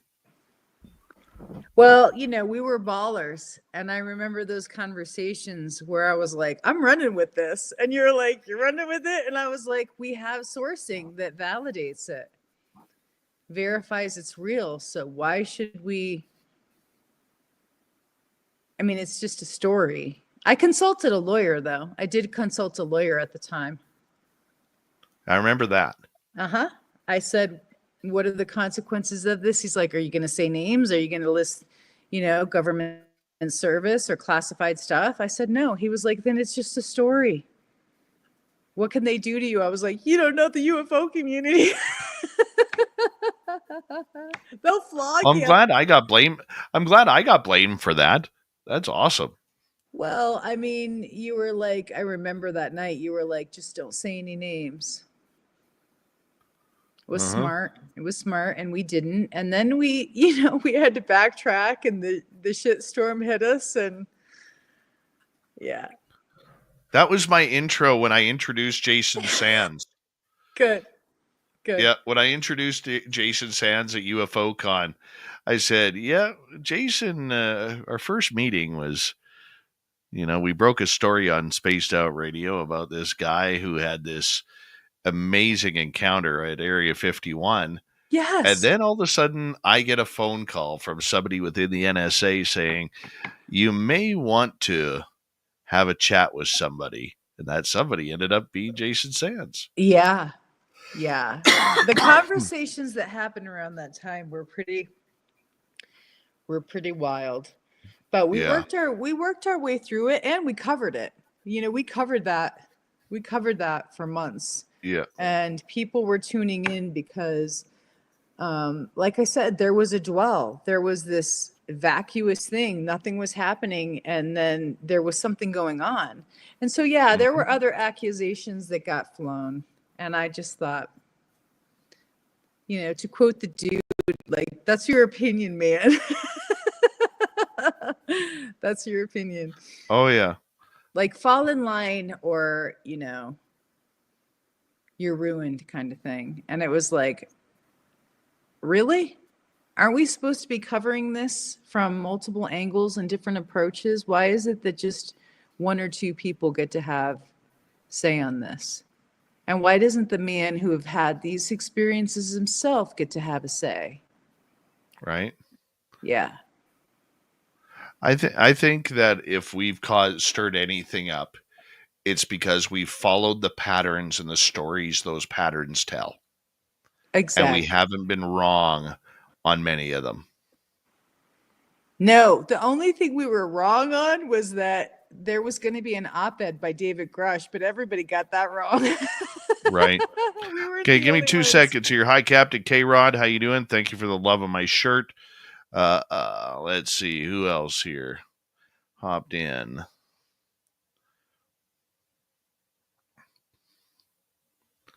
And a big thank you tonight to Pam, T-Bone ×2, Linda, Tim, and Mr. Catfish for the super chats. Greatly appreciate your love and support, everybody. We'll get going here in a few seconds.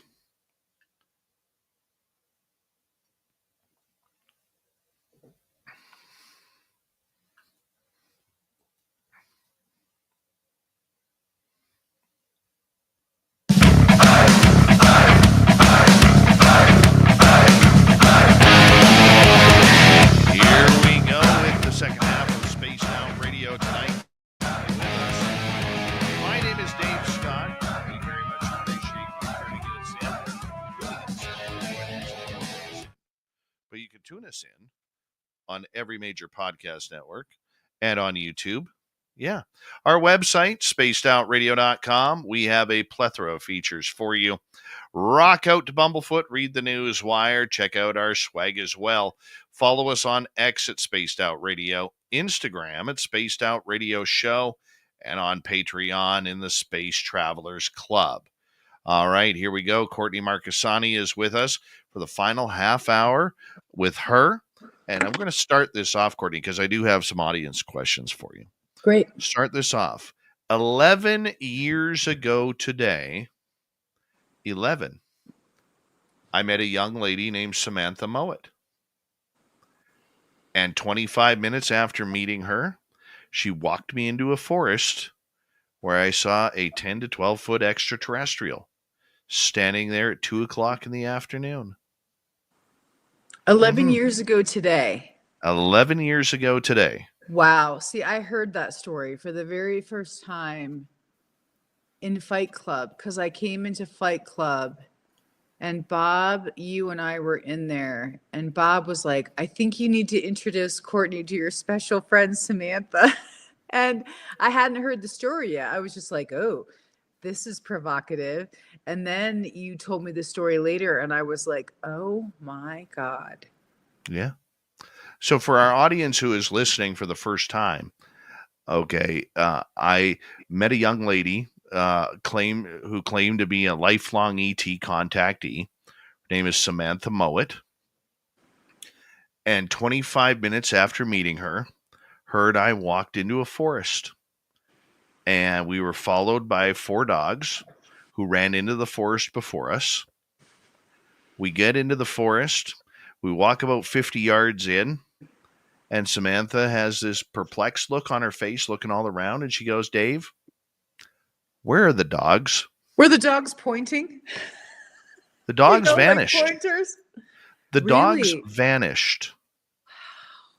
So, like stupid people in a horror movie, we keep going. We run towards it. We walk about another 50 yards into the forest.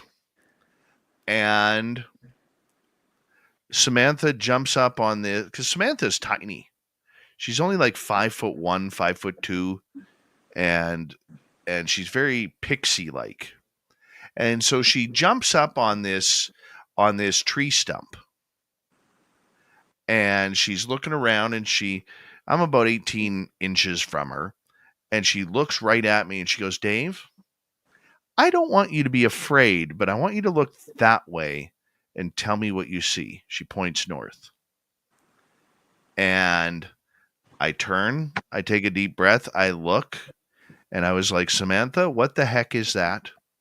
Samantha, what the heck is that? What the heck is that, Samantha? Because 200 feet in front of us, there was a 10 to 12 foot extraterrestrial standing there, staring back. Was this the like scintillating effect, or is that a different story? There was one time when you had like a scintillating thing that the air was like the quality of That it. happened 5 days previous Okay. on the UFO landing. All right. And so I had Samantha all of a sudden kind of looking at me, and what's going through my brain at that time was, this can't be real. What is that? Because it was like when your eyes are seeing something your brain can't comprehend, it's trippy, man. Yeah, it And I is. froze. Looking back on it, I froze.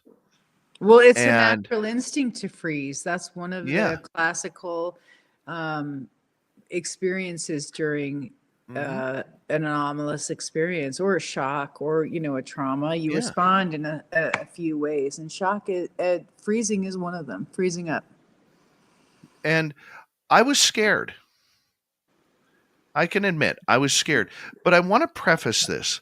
I wasn't scared that I was looking at that being. I was scared because I'm 40 years old, and everything that I had learned in my life up until that point was wrong. It was like this light, you get from your parents, your grandparents, your cousins, your uncles, your aunts, your teachers, your coaches, your mentors.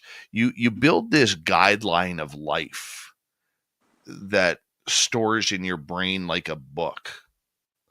And it was just like something grabbed that book and threw it right out of my head. And that's what it was. Well, how long did it take you to integrate all of it where you kind of felt like you had some sense about yourself again? Did it take a long time? Because it took me a long time after mine. Yeah. I didn't sleep for a couple weeks.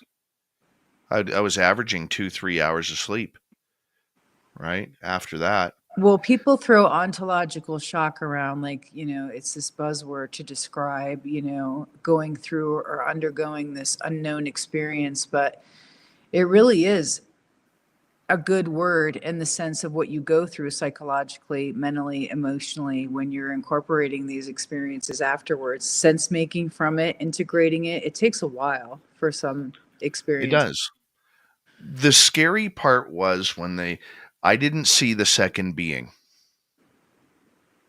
And Samantha started telepathically communicating with that second being. And they invited us over. And the being said to Samantha, "We're not here to harm you. We're not here to take you. However, we are really concerned about the man's health." Oh, wow. Well, that's also a classic thing. Yeah. Healings. And Samantha to this day, because we still talk about this, Samantha to this day still believes that if I would have went over there, I would have had a heart attack. Because of the body's response and the cortisol and Yeah. the norepinephrine and everything running through could have created a heart attack. Yeah. That makes a lot of sense. So Samantha's like, "Do you want to go?" And I'm like, No. And she's like, "Well, they're not going to harm us. Let's go over there." Wow. I said, "No. What if they take us? They're not going to take us. They already said they wouldn't take us." And I'm like, "What about my free will here? I'm not feeling very free right now." She's like, "Just come with me. Everything's going to be okay." And she starts walking down the path. Oh my God. And I am like, I begged her. Like I begged at her. Like I raised my voice and begged her. Like, "Please don't leave me. Don't go. Yeah. Because I said, and I remember specifically saying that if I have to walk back to that house alone, I'm suspect number one. Right. Absolutely. Okay. 2 go in, 1 come out. Heck yeah. Absolutely. Right. And I was not prepared for that. I was not prepared for that But whatsoever. those So thoughts couldn't have been going through your mind, were they? Or were they? Did you have the foresight to think? I'll I be could think accused clearly. of murder? Really? Wow. Yeah, I could think.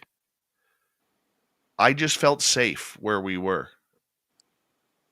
Did you feel anything radiating from the beings? Because a lot of people will say there's, this interchange. You didn't pick up any communication from them or any felt sense or No, intentions? no, there was nothing nefarious about it. Now, what I will say is we stayed there for about 10 minutes, 15 minutes looking at these guys. I watched the one change color, the tall one change color from a light tan, like if you put too much cream in your coffee, to a darker tan that's kind of like the darker color of a giraffe or maybe a quarter horse, right? Did you see That a was kind of craft cool. or just the beings? I'm sorry? Did you see a craft or just beings? I saw one tall being. Samantha, the one that Samantha was communicating with was about a 6-foot gray, but he wasn't gray. He was tan colored. I didn't see him. So when you guys walked away from the whole thing, did you feel they were extraterrestrial? Did you feel they were interdimensional? What was your They were sense ET. about they came? They were ET. Okay. But I figured out something a couple years later about that, because this, my friends, is how ETs leave. You see, they don't want you to see how they leave. So what they do is they project into your brain that if you go to a different area, you're going to have more contact. You're going to see more aliens running around. You're going to have more close encounters. It's going to be amazing for you. And then when you go to that area, nothing happens. It's not saying that they aren't there, but you don't see anything. So then you get frustrated. You go back to the original area, and they are now gone. That's so interesting that they have like an exit strategy and they misdirect you to this other location to pique your interest because they know you're going to go over there, and then that has happened to me twice. Wow. The first time I didn't get it, but after the second time happened, that's how I knew how they left. Nice pickup. Yeah. Well, you're what they would call, I think, a super experiencer, because you've had multiple experiences. You've had, anomalous experiences. You had that one experience early last year. It was the December the year before, where you felt called, remember? And your son? Yeah. Yeah, that's another experience. Yeah. And then you went on this whole journey, and it freaks some people out. That experience actually freaked some people out. Yeah. When you came back from it. Yeah.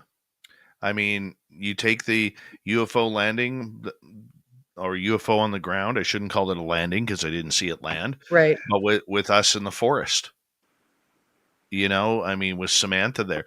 What was weird is I saw the craft. The other 6 people did not see the craft. But I did not see the alien walking through the trees, but the other 6 people did. Well, I have to ask you this, because that's such a close encounter. I mean, that's a very rare experience to have that close of an encounter with a being. And so I remember, I don't know if you remember this, but we've talked about this over the years, that in Fight Club, there was this whole debate amongst all these experts in our group about the fact that these experiencers who say they're experiencers aren't real experiencers unless they've seen a being at close range. And I remember reading that going, wow, this is very like a strict definition for what an experiencer is, because I think it entails a lot more than that, but you're one of those people. So would you agree with that then? that strictness around experiencer needing to be seeing a being? No, but I will say this. I think there is a difference between an experiencer and someone who has an encounter. So there was this, I'm not going to mention his name, but there was one podcaster out there who was claiming that he was an experiencer and that he knew all about what experiencers felt and what they were going through. Oh dear. Yet the only thing he ever saw was a couple of dots in the sky that he thought was a UFO. That was his one and only encounter. Wow. Okay, but he was Wow. claiming to be an experiencer. Oh my goodness. Yeah. Now, on that end, I would say you're a witness. Right. Okay? It's just like I get questioned all the time when I call out fake journalists Yeah. in our field. Well, they're doing their studying, they're doing their research, they're writing about it. Okay. That doesn't mean they're a journalist. Just because they have a blog doesn't mean they're a journalist, Exactly. right? And so it's very, you have to be, lack of a better term, if you've been a professional in something, like hey, I put out fires before. I'm not a firefighter. Right. But just because I have a garden hose and I've used it to put out my campfire doesn't make me a firefighter. Well, I'm really glad you brought up the witness part of it, because that's what we were all debating in that group at the time. Experiencers, encounters, and witnesses. And so you just brought that all back to me, because that was the debate that we were having in Fight Club at the time. And I thought it was so interesting, the different definitions of experiencers, encounters, and witnesses. Yeah. Then you have your level of experiencers. You could have an experiencer. You could have a multiple experiencer, a multiple phenomena experiencer. Have you been contacted by the guys at the Arizona State about being in the super experiencer group? No. I'm surprised. Nobody because they- contact. I will be honest with you. If I don't reach out, nobody contacts me. Well, they did this study about these types of folks who have contact repeatedly and specific type of contacts, and they called them super experiencers. I was at the first Soul Symposium, and there was a handout there that I got to see that was kind of kicking off the information about that whole program. And now they've done presentations, talks. I was just reading their paper the other day. They have a whole academic paper on it. So I thought maybe they would have approached you. No. Wish they did. Nobody ever contacts anybody. But that's funny, because you're talking about having contact, close encounter. But you know what? It's like, I will be honest. beg to I'll be differ. honest with you, Courtney. It used to bug me. It used to bug me a lot. And now, probably the last year and a half, it doesn't bug me anymore.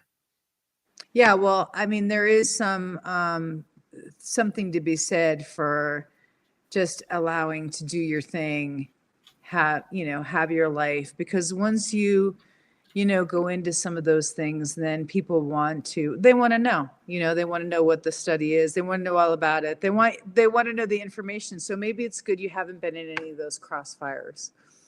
I'm okay with that. Yeah. We got 6 minutes. Let's get to some audience questions. Start off with Derek. Courtney, there have been talks recently about Jason Sand's experiences not being fully legit. Some know that you vetted him for months before he came out. Can you speak on this? Is he for real? I did vet him, but I didn't know if he was real or not during those months. So I was still trying to form an opinion. I was also trying to get as many people to verify his story as I could. Now, a lot of people already had, that I didn't know of. He did tell me some people that he had met with, like Ross Coulthart and a couple other journalists who were doing the same thing. But I didn't realize there were these large stories, right, depending on all that vetting. But they had done their own vetting. So that told me that there was something there. Now, flash forward, I did see his badge, I saw his credentials, but then I just saw him recently when I was on the East Coast, and he showed me all his paperwork, and he has a complete list of the people that were in his SAP program. I also think that another thing that lends credibility to his story is that James Fox had 2 other witnesses to back him up. He interviewed both of them about what happened out at the Nellis Range, and they wouldn't come forward. So that was another thing that I thought was very suspicious. Why didn't they? Hal Puthoff was involved with connecting James to those witnesses. So I think that for those reasons, that he has these lists. He showed me all of his trainings. He showed me the different programs that he was in. So yeah, that definitely gives him credibility. The stories that he told me, actually, but he hadn't told anyone else. I hadn't told anyone about the stories that he had for, he basically talked about this black program that he had to do wet works in. So I don't know about that part of it. I think that's the part you're probably talking about. I'm leaving my mind open. All right, let's go to another question here. Let's go to JSCL. Courtney, what can you share with us about the upcoming blockbuster UFO news? The only blockbuster UFO news is the Media Project by, The Age of Disclosure by Dan Farah, and I was there. But from what I understand, they don't have a distributor for that film yet. Now, if you're talking rhetorically about blockbuster news, I can't say. I wish I could. There's huge blockbuster news about a couple of folks that are SOR community members that are potentially being recruited into Skywatcher right now. So that's the big news. And I haven't told anybody about that or who it is. But I think that might be happening. And if that does happen, hopefully they won't be under NDAs so they can share all their stories about working with Skywatcher. Let's go to Bomber. Why do you think they have such a loyal following of subscribers who call this place home, show up every night, and always come back night after night? I think that one's for me in defense of Spaced Out Radio. Oh, totally. That's a defense of Spaced Out Radio. And I think the best part about Spaced Out Radio is that it is an alternative voice that people do show up over and over and over again, whether it's the people that are being highlighted or the stories or the breaking news that we get wind of. I haven't been able to break stories on SOR for a while, but I know that Dave's always breaking them because he's in the know too. So yeah, that goes without saying. SOR is a huge, loyal family. I love it. Yeah. I love it. Super Crazy is asking, do you have any news on Bigfoot or any cryptids and how they connect to the UFO topic? Oh, yeah. I mean, there's groups of people like Jim Myers down in Colorado who does whole contact experiences with Bigfoot, and he connects it to UFOs. There's other researchers who are totally on the cutting edge, like Daniel, the UK researcher, who also connects it to UFOs, and the other guy, Ronnie LeBlanc, connects it to UFOs. He's got that whole series, Bigfoot, Expedition. He's not in it anymore. He actually just stepped back from being in the next series. But all those folks connect UFOs to Bigfoot. So I would encourage you to reach out and look at their research. They're some of the best. And of course, Dave. Yeah. All right. Xanos is asking, Dave, have you ever had hypno regression for these experiences? Some of them I have. I've never gone in depth, and the reason why is because whoever they are, they do not allow me to. They won't unlock. It's weird. Let's sneak in one from Eli here. What are your thoughts, Courtney, on the multiple UFO efforts going on, like UAPDF, New Paradigm Institute, Soul? Which do you follow most or recommend to follow most? I follow all of them, and I know writers for all of them who cover it. I think the best source is Matt Laszlo when you're talking political insights, because he's on the Hill interviewing people, catching them out of, their committees and subcommittees and putting them on the spot and getting the freshest news. So I follow him routinely. I don't have a preference. I think that Soul's membership has kind of ruled me out from following, and being involved in some of those hot debates and topics, because I'm not a real membership pair. So that might go by the wayside. But I am in a group of people with Soul attendees who are there. So I keep my news from Courtney Soul. Marchesani, everybody. Thank you, Courtney. It's always great. Swamp Dweller and Robin Haynes are up next on Spaced Out Radio. You're listening to Spaced Out Radio with your host, Dave Scott.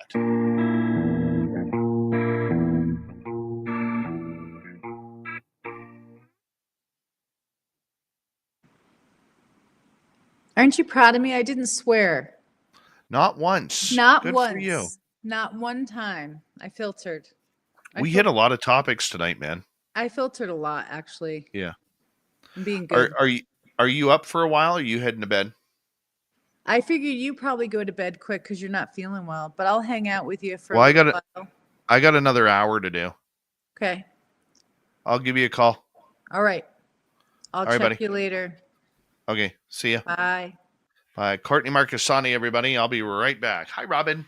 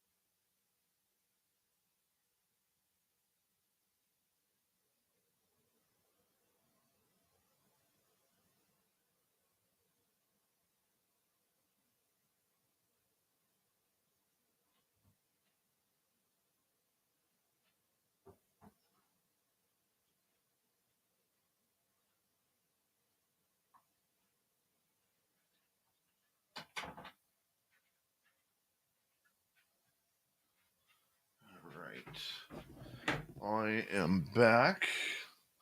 We've got about a minute to go here. Get your questions in capital letters for Robin, if you don't mind, because we love it when you guys ask questions for Robin.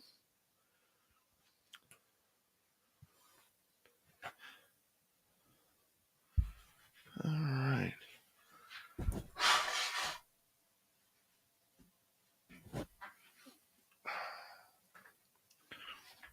There we go. I'm getting my beard trimmed tomorrow, my haircut. I am, because I have to look pretty for next week. I do. 30 seconds. Big thank you to T-Bone ×2, Pam Harris, Tim, Linda, and Mr. Catfish. Greatly appreciate it. Yeah, I got this shirt at, this one I got at the Little Ailey Inn. It's kind of cool.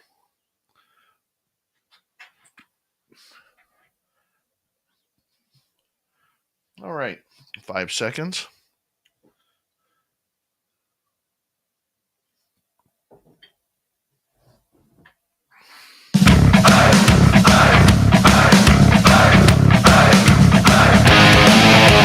We're already in the third and final hour of Spaced Out Radio tonight. My name is Dave Scott. Thank you for tuning us in.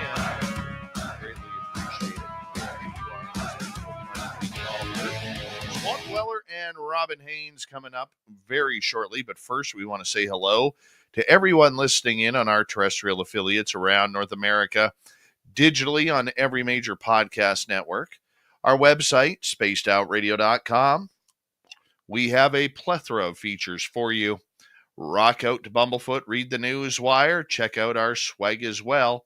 Follow us on X at Spaced Out Radio, Instagram at Spaced Out Radio Show, and on Patreon in the Space Travelers Club. The Desert Clam has set the password for tonight in the SOR Space Travelers Club. Rum Chunder. Rum Chunder is your password. Use it wisely, Space Travelers, as the Clam sets the password each and every night right here on Spaced Out Radio. Let's head to the swamp. Hello and welcome to Spaced Out Radio's Swamp. I'm Swamp Dweller, and tonight I'm going to take you on a mystic journey of the unknown, sharing tales of monsters, legends, and nightmares. Welcome to the Spaced Out Radio Swamp. Hey Swamp Dweller, my name is Pam. I live on the northeast corner of Mississippi, less than 10 miles from the Tennessee and Alabama state lines, and 70 miles from the infamous Taylor, Mississippi. My granddaughter, who is 11 years old, had an encounter with the Cryptid a few months ago. Let me describe what happened and what she witnessed. Sometime around 11 p.m. we returned home from the county fair here in Alcorn County, Mississippi. My home is approximately 6 miles from town in a relatively rural area containing lakes, trees, and fields used for anything from tomatoes to soybeans and even cotton. My land is almost 20 acres. We have our home, a barn, a shed, and a lake about 200 yards from my house. The rest is trees and a few cleared out pieces. Anyway, back to Saturday night. My granddaughter, A, decided to walk outside to find her kitty before she went to bed. My husband and I were already in bed, and why she went out without waking one of us shocked me, but she didn't wake any of us up. She didn't even wake us up when she returned after seeing this thing. She did get in bed with us and slept with us that night and the next night. However, the following day, while fixing breakfast, she walked into the kitchen and said, "Mama Pam, y'all have some kind of strange dog out there." I asked her what she was talking about, and here is her answer. "When I went outside to find Kitty, I started walking to the front yard and saw something huge and white. I thought it was a dog. When I got closer, it looked more like an old, bad, skinny grandpa. He was walking on his hands and legs, and then it got up on its back 2 legs.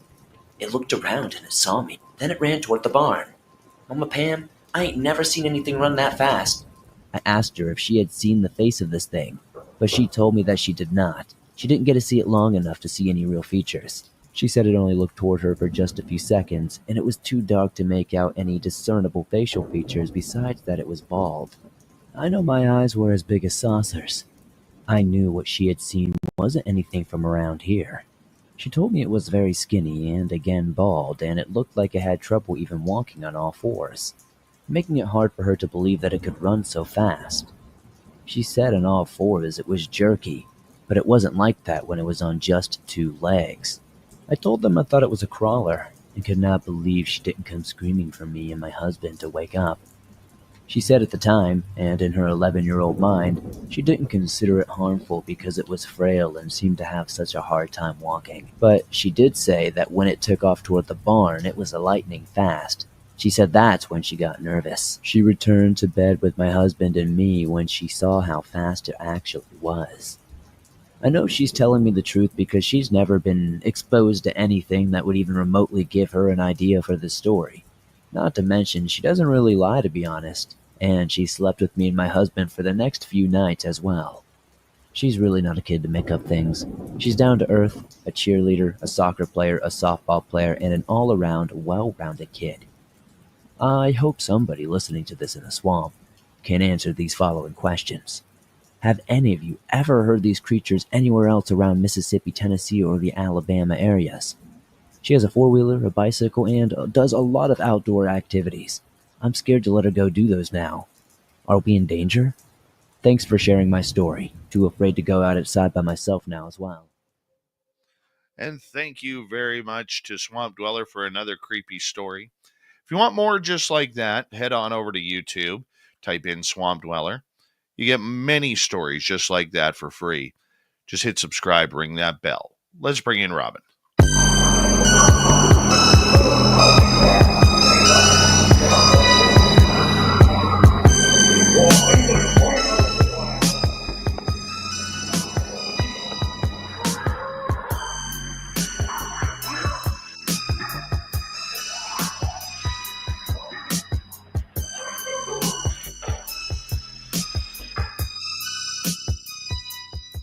Robin Haynes, it's always good to see you. How are you, my friend?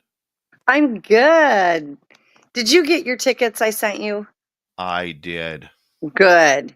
I did, and I will be having an early morning that for a beautiful drive through the mountains once again I to head. know. I tried to get it later in the day for you, and they're just limited what I could get. That's okay. But apparently I don't get in until almost 11 o'clock. Do you know what? I had such a problem getting your flight because they wanted it to take like 15 to 16 hours. And the only one I could find under that, you had to be there at the butt crack of dawn. It's like, this goes on every year with poor Dave. That's okay. I will get there. I tried 10 different ways to book it. That was the best I could do. I'm very good with that. You're Very the good. best. I'm very excited about getting down there for the Nebraska Bigfoot Conference. Yes, we're excited. My presentations is about 3/4 done. Good. Mm-hmm. It's going to be outstanding. It was last year. Everybody loved it. This year's going to be interesting. I do have a weird experience from the past weekend that I wanted to ask you about. Okay. So, one of the things my young son and I like to do is we like to take the old Jeep that we have and go puddle jumping. Yeah, that's fun. So, my nice clean Jeep is now filthy dirty in a nice shade of brown mud. Thankfully, the red comes through on that. But here's the interesting part to it all. My son says to me, "Hey, Dad, can we go to the Bigfoot site?" I said, "I don't know if we'll be able to get there because I don't know how much snow is still left on the roads up there, but we can try." He's like, "Sure, let's do it." So we go up there and, excuse me, I apologize. I'm got a cold right now. So we get up there, and the minute we kind of come down the hill towards our area and we pull into our area, there is this strange feeling, Robin. Now, I recognize energy patterns pretty good. You do. I don't know what this was. It didn't feel dangerous, did not feel nefarious, felt very playful, didn't feel like Sasquatch, maybe felt a little alien, did not Mhm. feel like Dogman, did not feel like ghosts. And it was very hyper young energy. And my son was picking it up. I was picking it up. We knew where it was coming from. Like this area is pretty wide open, and we knew it wasn't coming from in front of us or to the left of us or behind us. It was coming to the right of us, where the tree line is probably 100 feet away. And it was weird because it was such a different energy. But like I said, there was nothing nefarious or bad about it. What's your thoughts? Well, first off, I think it's what I'm picking up. It's more ET, but we have to remember that there are so many cryptids out there that we are unaware of. It's just an unlimited amount. It could be anything. You are far enough along as far as reading the energy signatures where you can pick up the Sasquatch, you can pick up the Dogman, and you're picking up the ETs as well. So that's a good thing. The thing on the ETs is we have an absorbent amount of ETs that are here right now. We've always had them that are in inner earth. We've always had them that walk among us. We've always had them that, come down onto our planet. But right now, at this specific time, we have an abundance of them that we've never had before. That's why everybody's seeing all the extra UFOs in the air and all the various things. There's a lot of events that are going to be going on our planet. This is going to be a very busy year. And we have a lot. We've got Arcturians, we've got Pleiadians, we've got different reptilians, the good ones. We have the good grays. We have Venusians, and we've just got a lot. We've got a lot more than what we normally have. And the good ones can be rather comical, and they can be funny. So all those things that you're describing, it is possible that it was an ET. It totally felt extraterrestrial. Well, I love that you're picking it up. But not in a bad way. Like we could have probably sat there for a while and saw nothing. Yeah, I will say they're not all bad. Yes, we have, the ones that do the abductions. I myself have been an abductee multiple years. I've had the DNA taken. I've had the fetal implants. I've had all that stuff. And so, yeah, there are bad ones. I've been hurt by them before. I've been put in the hospital by them before. But I will say this. There is more good ones than bad ones. And the reason for the extra ones right now are for the good. And so, that's actually a blessing that they're here. But like everything else, they can have a comical personality. They're high frequency beings. So everybody with a higher frequency, we all have emotions. But on a higher frequency, they're even more so. So I think that's great. I mean, it's actually really a cool experience that you had. That's not something that a lot of people get to experience. So that's pretty great in my book. Yeah, it was really cool. And it was kind of cool to watch my son pick up that energy too. Well, and he's brilliant with energies. I've talked to your son before. He is absolutely brilliant. Yeah, he's got it going on. He does. Yep, he does. He picks up stuff and everything picks him up. Like you can tell he's high frequency because everything picks up that boy. It's very interesting. That was for sure. But yeah, it was right in the middle of the daytime, and it was very, very unique. I will say that. It was very I think unique. that's great. Yeah, I mean, be really mindful of what's in the sky. And I tell you, and I've seen a lot of people do this. Everybody, quit going outside with the flashlights and flashing the UFOs. I have seen more people do this in the last 6 months than I have in the last 6 years. It is ridiculous. They go out there, and it's not that you won't get the UFOs to flash back. That is not the issue. The issue is you don't know what you are communicating. You don't know what you're saying. You don't know what you're doing, and it can lead into a problem. But you would be amazed at the amount of people that when they see these crafts start flashing flashlights at them or any kind of light that they can. And they do flash back. I'm not going to lie and say they don't.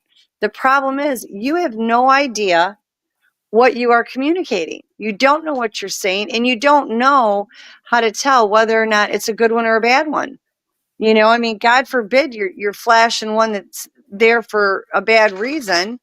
You don't know what you're doing, and you don't know what you're communicating to them. So really, before you do that stuff, think really hard about it, because I mean, I'm not going to tell anybody what to do, but think about it, because you could be putting yourself and people that you care about around you in danger.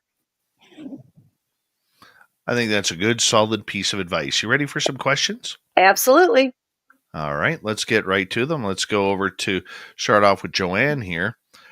5 years ago, Robin, I heard something shaking the garbage cans. I peeked out and saw what I thought were two bears or people. Turned around, grabbed a cell phone, turned back. They were gone. And part two of that is the big one was across the road, maybe 30 feet away. It was huge, long hair. And when I tried to say go, it copied what I did and lunged right back at me, waving its arms. Yeah. To me, Then she goes on to say, I know it wasn't a bear. I've seen bears here. No snout. This big one had long hair when it raised its arms and grunted right back at me. if that were myself, first thing that I would say off the bat is it was a Sasquatch. And it tends to be when we see them, it's like we look at them and we see them and we're like, we can't believe what we're seeing, because we are so taught from a very young age that these things don't exist. So our brain has a hard time catching up. Your consciousness knows what it is. You know, your body feels the energy from it, but it takes a while. There's a disconnect between that energy, consciousness, and the brain, and it takes a minute to catch up. But to me, it sounds like you had a Sasquatch encounter. Yeah. Do they normally go after garbage cans like Oh bears yeah, do? yeah. You know, in the big dumpsters, when I lived in Michigan, I lived in a town, very small town, and it had a small pizzeria there, and it had a dumpster in back, and they would go up there every single night after the guy left and it was closed up, and they would go through the dumpsters and get out all the old pizza and the old Italian food and stuff out of it every night. There's so many people that saw them. It was absolutely ridiculous. Very, very, you hear a lot of reports of that, of the Sasquatch being about seeing them around dumpsters and everything like that. Oh yeah, they'll get in the trash, and they brought so many things over to my house that they got out of dumpsters and left them as gifts on my front porch. I mean, it's absolutely ridiculous. But yeah, they love getting in the dumpsters. They love getting in the trash cans.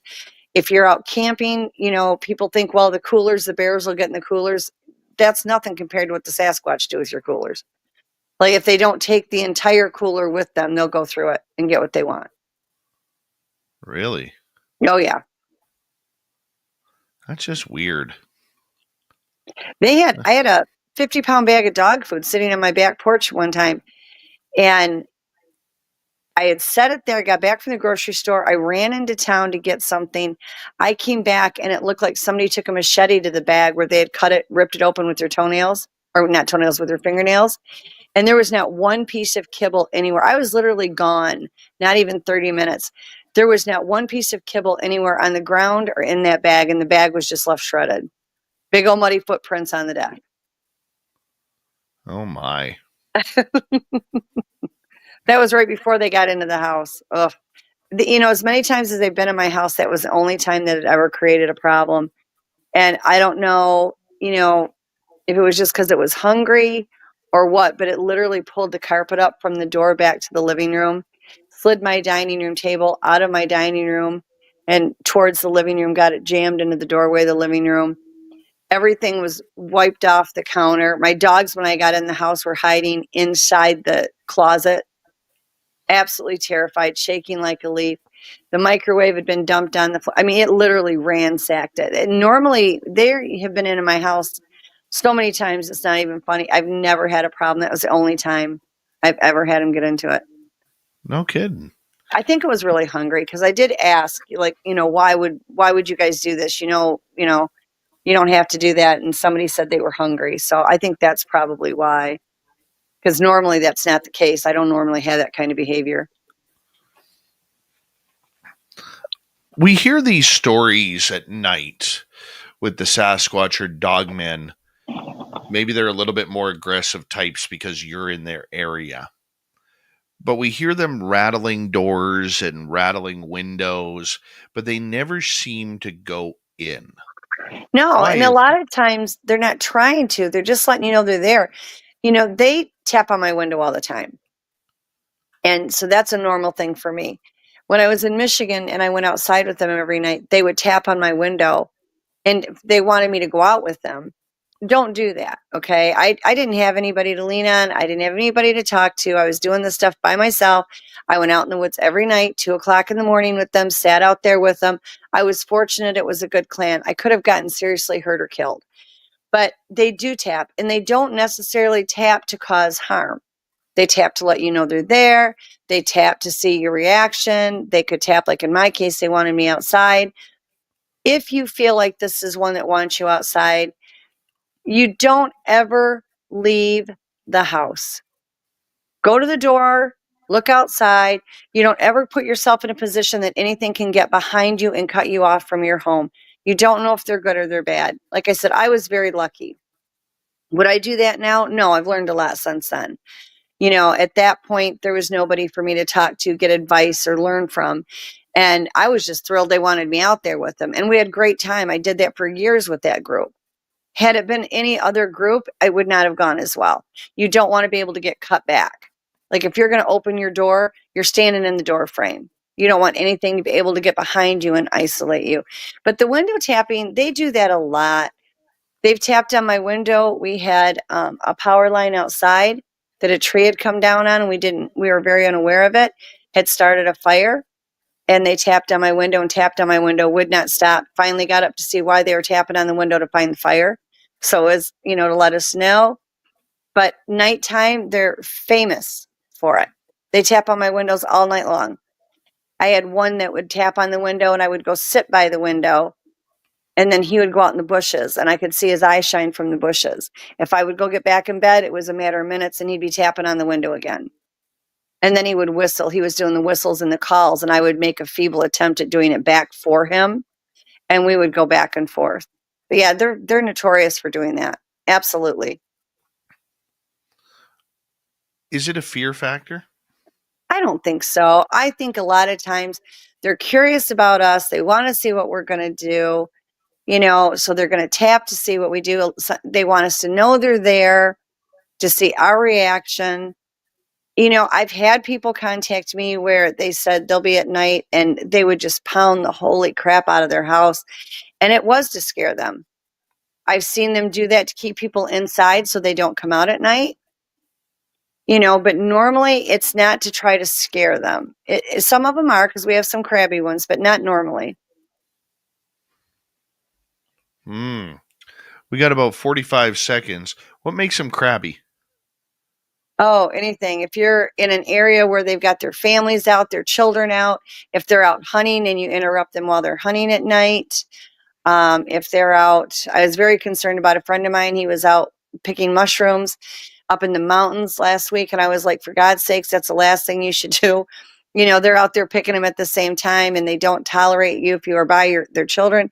There's a lot of things. You could be in an area where they are having a meeting. They have meetings with each other. They have their own form of doing things. You interrupt something they're doing, they're going to get testy. On that note, Robin, I'm going to get you to hold on right there. Final break of the night coming up. We're going to continue with Robin's Q&A when we return on Spaced Out Radio. And the show is flying on by. I hope you're enjoying it as much as I am. We'll be right back. This is Spaced Out Radio and your host, Dave Scott.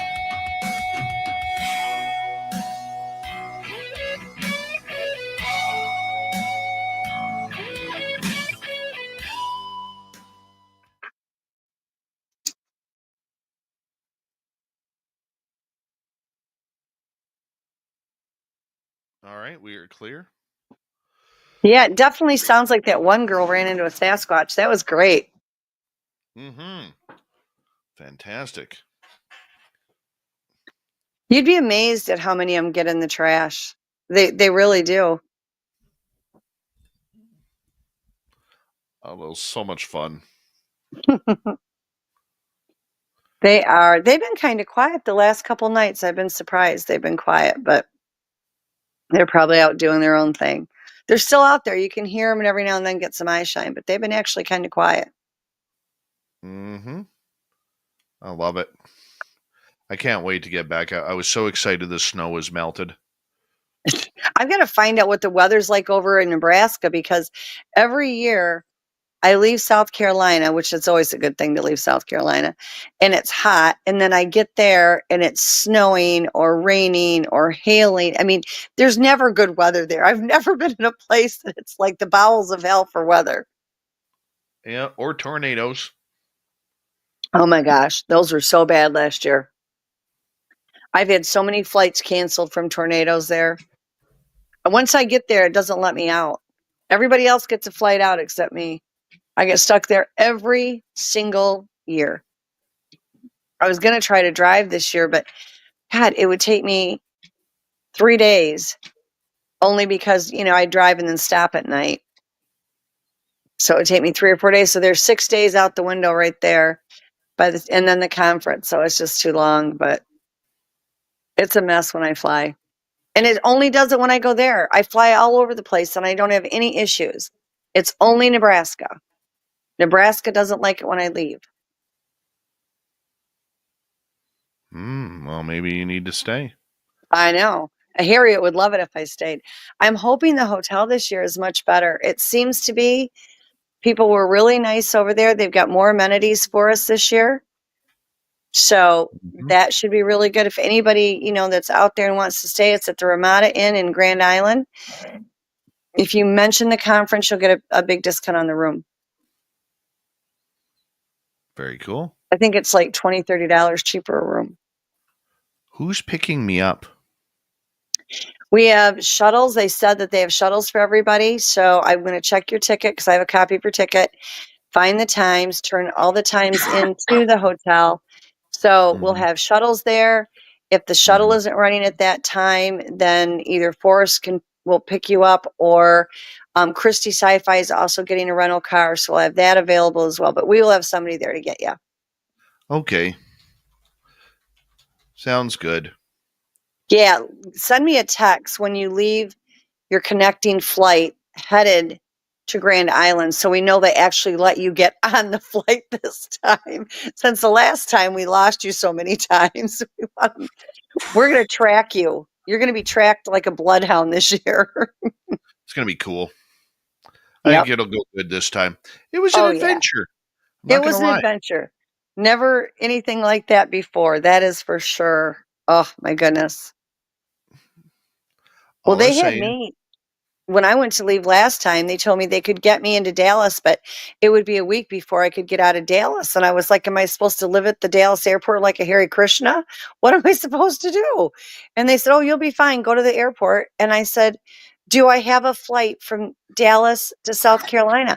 Because they lost my ticket.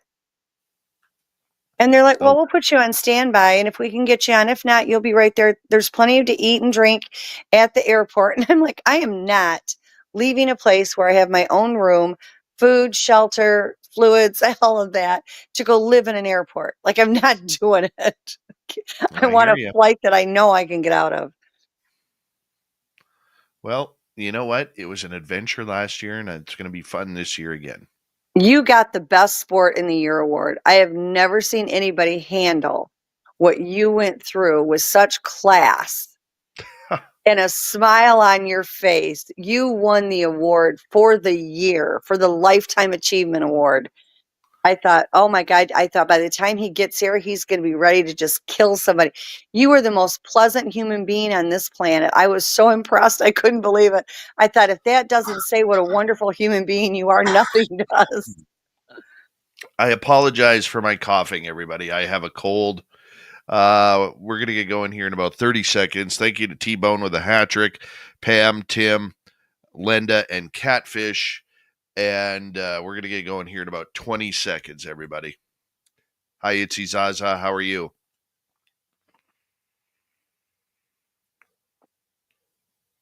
Ground ginger and ground tormac.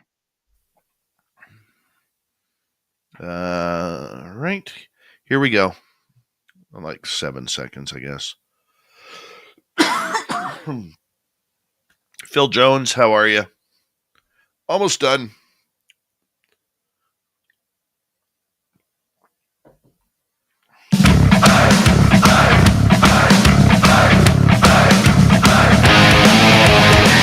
Here we go with the final half hour of Spaced Out Radio tonight. Good to have you with us. My name is Dave Scott. Talking to Robin Haynes. Want to say hello to all of you listening on in. Try and get my tongue untied there. And remind all of you that if you've missed most of this show or others, you can always check out our free archives on YouTube or any major podcast network. Our website, spacedoutradio.com, we have a plethora of features for you. Rock out to Bumblefoot, read the news wire, check out our swag as well. Follow us on X at Spaced Out Radio, Instagram at Spaced Out Radio Show, and on Patreon in the Space Travelers Club. Robin Haynes is here hanging out with us. We're having a good time with her tonight. Robin, thank you for being here. Oh, I love it. Thank you for having me. All right. Let's get to some audience questions here as we start off with Blue Cruise. Are the Sasquatch people, dogmen, and other cryptids able to trace or track a human being and other life forms back to their home base from a single drop of blood? Oh, almost like sharks. Yeah, they don't need blood, not even an option. They track by energy signatures, not by blood, not by hair, not by anything else. It's strictly by frequency and energy signatures, and they absolutely can without a problem.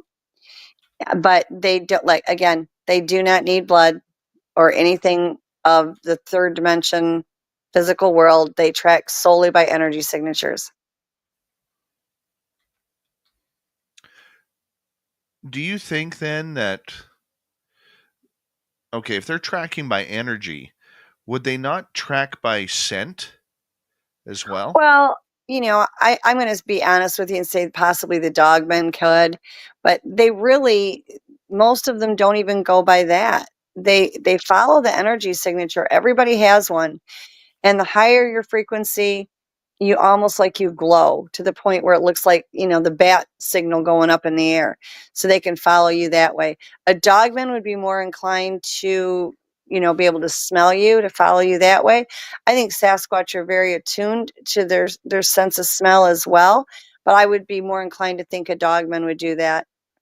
But yeah, they can follow you back. They're not going to, if you're cut and you're bleeding or something, they might, track it on the ground like we do, but they're not going to look for you solely by a drop of blood. No. Okay. Well, let's say you are cut and bleeding and wounded. Mm-hmm. A lot of animals out there look for that predatory advantage. Are the cryptids like that as well? Well, I think that they would look for a blood trail just like we do. If let's say you're a hunter and you're going out and you shot a deer, you follow the blood trail to get to where the body's at. Could they do something of that nature? Absolutely, they could.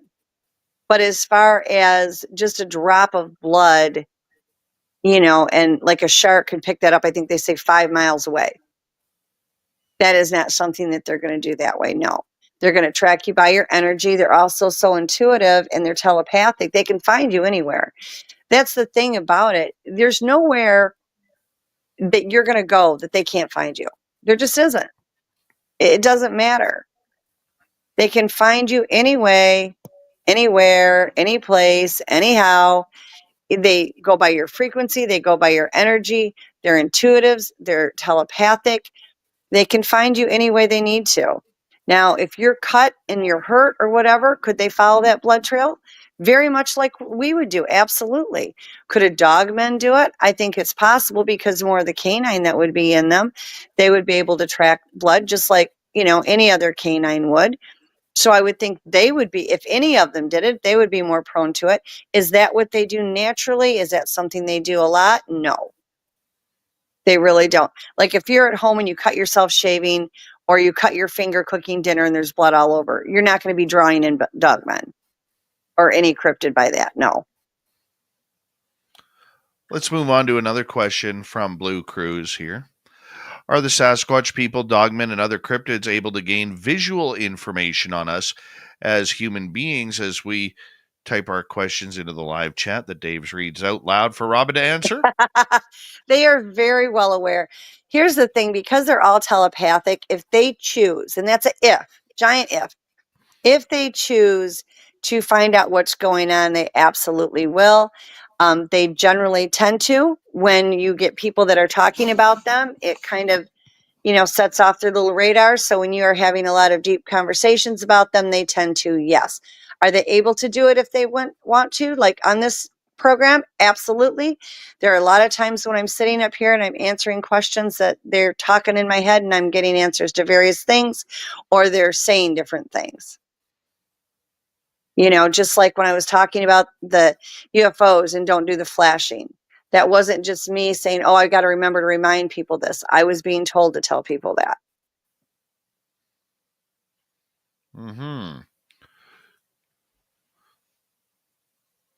When we are in the vicinity of them, they obviously know before we know that they Yes. are there. Yes.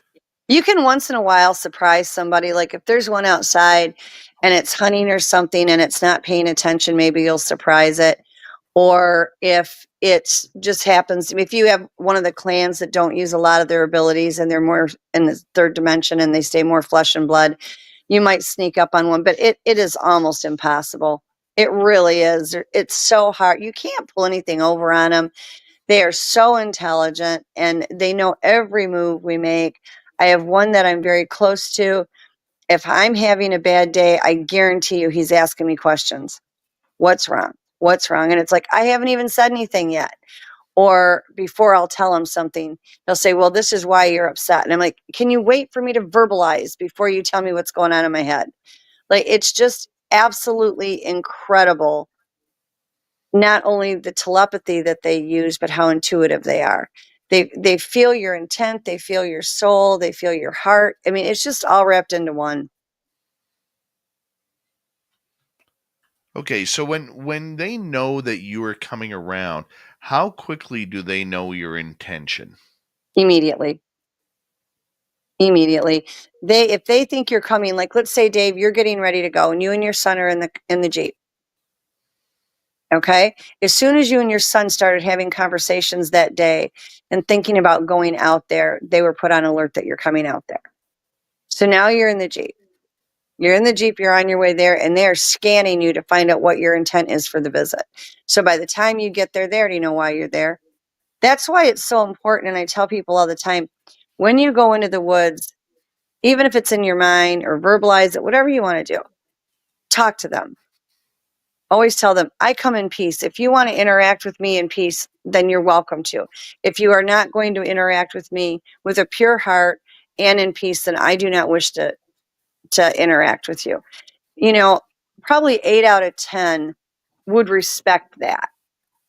And then what they do is they match what you verbalize with your intent. And if it's the same, now you've gained brownie points because they know you're honest.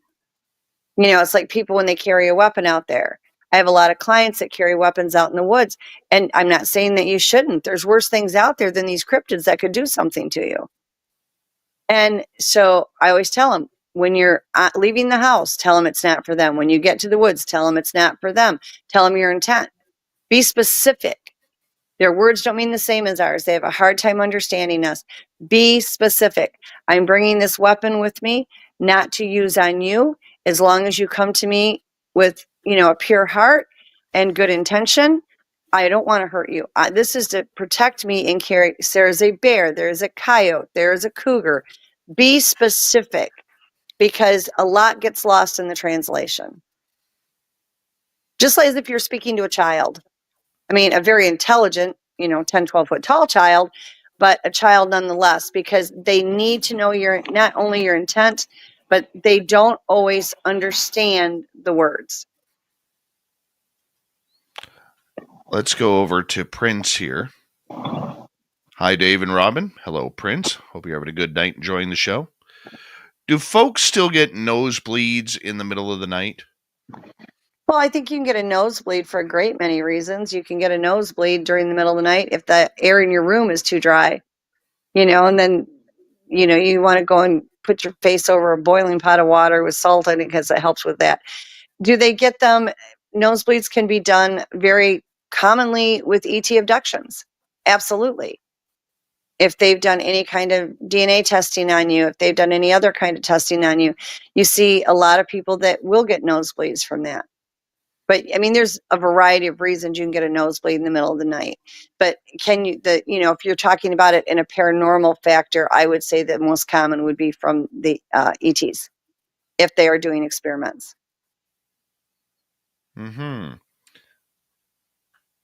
I know ET abduction does follow up with a lot of bleeding noses. Yeah, and I woke up before and had found blood on my pillow, either from my nose or out of my ear, and it's drops. Like, it's not like if it was in your ear and it drained. These are drops. And it's generally, those are the nights that I've had what I call cover dreams. So you're not in dream state. It's just massive chaos that's going on in your head and you don't know why. And it's to cover up what's being done. And generally the ETs have a lot to do with that. The only other thing that I know of that will cover up like that is if you are working with the cryptids in dream state, and a lot of people are, and they're having contact, they're doing training with these people or whatever in a dream state situation, then you'll get the cover dreams. But the cover dreams are really crazy. They are very chaotic. They're very high energy. They are all over the map. It has, people, places, things that you haven't dealt with since maybe kindergarten. And all of a sudden everything is going on at one time. You're exhausted from it by the time you wake up. And you don't remember anything but that. That's why they do it. Yeah, I woke up before I had my understanding of ET abduction, where I woke up on the table. I was waking up a few nights prior to that, like not a few nights prior, pardon me, that's wrong. A couple weeks before that, there were a couple of nights where all of a sudden I was getting up in the morning and I was having bleeding noses at night. Yeah. Yeah, it's entirely possible. You can also wake up with scratches, bruising, all kinds of stuff. It's an interesting piece of the phenomena. Yeah. I don't quite understand. I mean, at least they could have straightened my nose out. Well, you know what? Why not improve what I look like? I've said before, if you're going to be doing all this, do some good while you're there. Right. Totally. We got about 8 minutes to go here with you, Robin, before we have to say goodnight to you. So we got lots of time left for some questions here, which I always love being able to ask you questions. For people who want to have a sighting, what's the best time of day? Because for most animals, for animals that are not predatory, it's usually first thing in the morning. That's when they go to feed and graze. Where it's not hot, all the other animals seem to be a little bit lethargic from hunting overnight. Predatory animals seem to either go hunt in the morning or in the evening when light is getting sparse. Okay.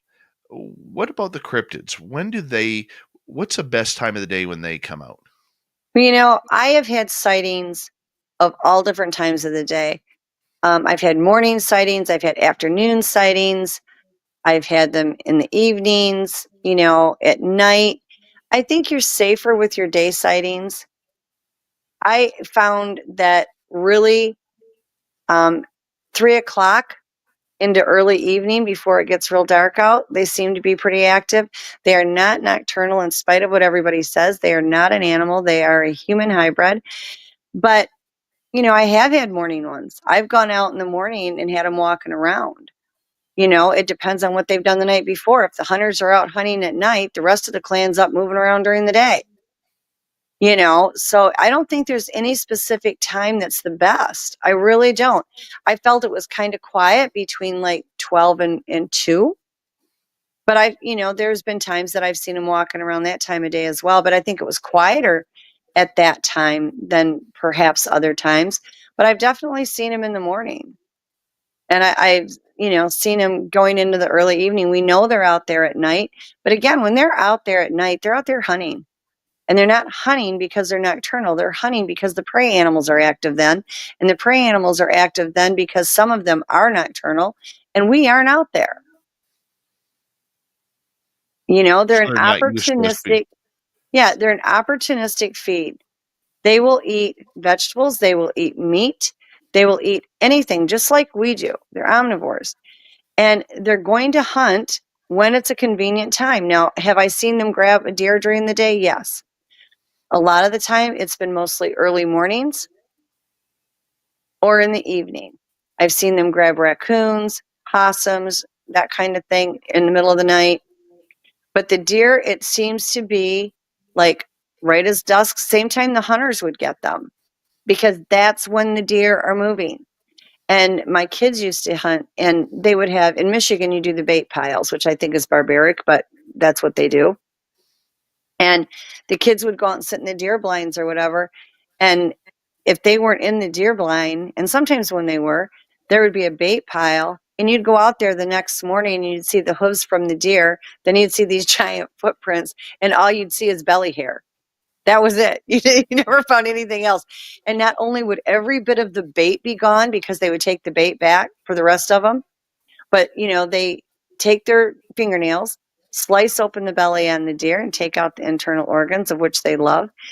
And you'd see this pile of belly hair. You'd never see brown hair. You'd see the white belly hair.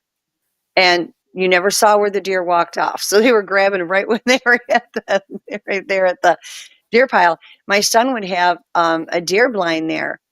And they would go, if he wasn't in it, if he was in it, they left him alone. They never bothered him. If he was not in that deer blind, when he went out the next time, that deer blind was either shredded, moved around, collapsed, or he'd find it in another part of the property because they didn't want him going after their deer. So he put concrete blocks in there thinking, oh, the wind's blowing my deer blind all around. No. The blocks would be out of it and the blind would be moved.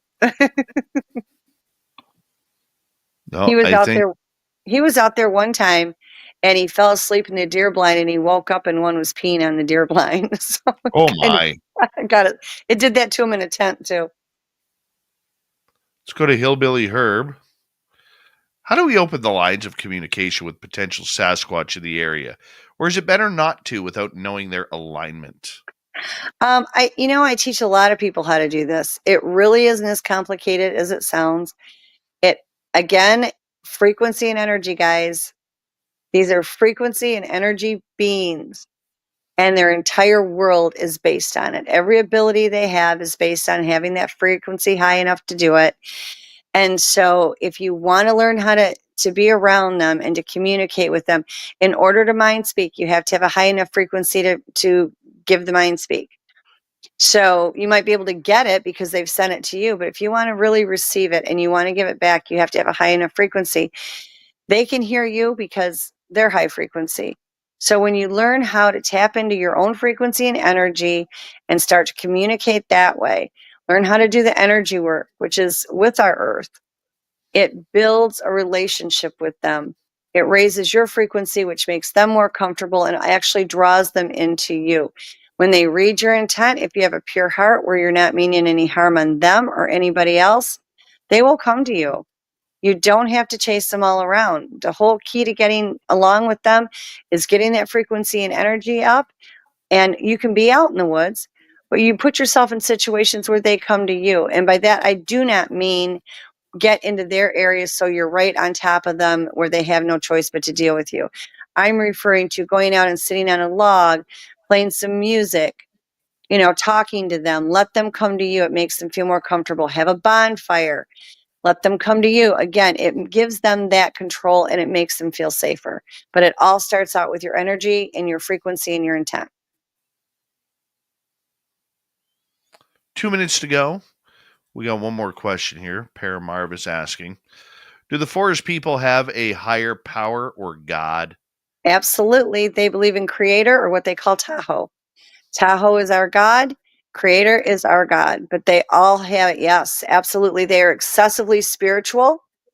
We have noticed that some of the bad ones that are not kind and are aggressive are not so much like that, but they all answer to Creator or Tahoe, which is the same thing, which is our God. And they are excessively spiritual. They are not Nephilim. A lot of the good ones talk about actually going to a different plane to see Jesus. So absolutely, highly spiritual. 1 minute to go. Do me a favor. Tell everybody where they can find the Bigfoot conference coming up and how they get tickets. Yes, you can go online to Nebraska Bigfoot Conference 2025. It will be at Fonner Park in Grand Island, Nebraska. The hotel that you can use there is the Ramada Inn, also in Grand Island. And yeah, you can get your tickets ahead of time and save a few dollars, or we also sell them at the door. We have Friday and Saturday, and we also have a movie that we play on Friday night for everybody for it's like $10 for the movie. So yeah, come and join us. We got some great speakers. And our speakers all hang around so that you can talk to them and visit with them and ask questions. And we will do a roundtable Saturday night at the end of it, so you can ask even more questions. Yes, even me. You can ask me Absolutely. questions. Robin, we will talk to you next week. Sounds great. You guys have a great week. This is going to be so much fun. Oh, I know. love doing this event. I know. It's just, wow. Like, to be able to speak in It's front like a of big that family every size year. of a crowd. Yeah. Yeah, we get bigger and better every year. And, people love it. It works out really well. It's a family friendly. We encourage the kids there. We encourage questions. We've got some amazing vendors. We have a great team. Everybody is very friendly with each other.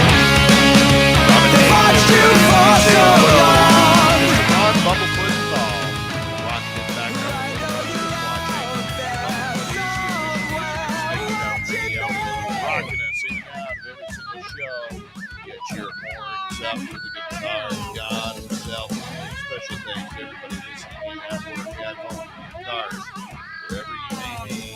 Thank you to everyone in our chat rooms tonight.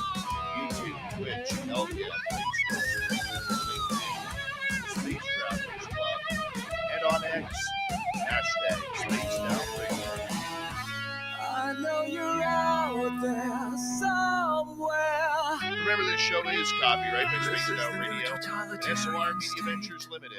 Thank you so much for choosing to share your evening with us. Because together, my friends, we're watching. We watched you for so long.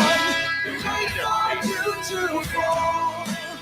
We'll expose you all. I know you're out there somewhere watching me. Yes, the Woo Train has gone for the night. Soon, my friends, we shall ride again. These are always available. Tickets never expire. If you want to bring a friend, reach out to me. Good night,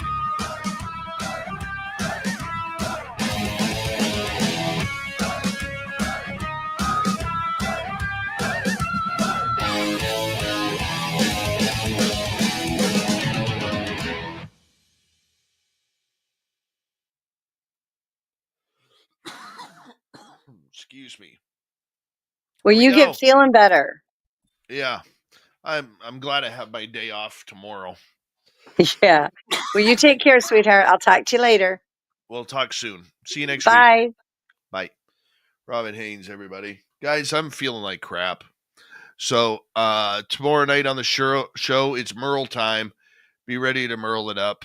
And hopefully I'll be feeling a little bit better. Get my beard trimmed, my hair trimmed as well. So we will see you all tomorrow night. Thank you to T-Bone with a hat trick, Pam, Tim, Lenda, and Mr. Catfish. I apologize for cutting this off early, guys. My throat is killing me. which after speaking for 3 hours, it probably would be. So I will let you guys go. See you tomorrow night. Have a good one.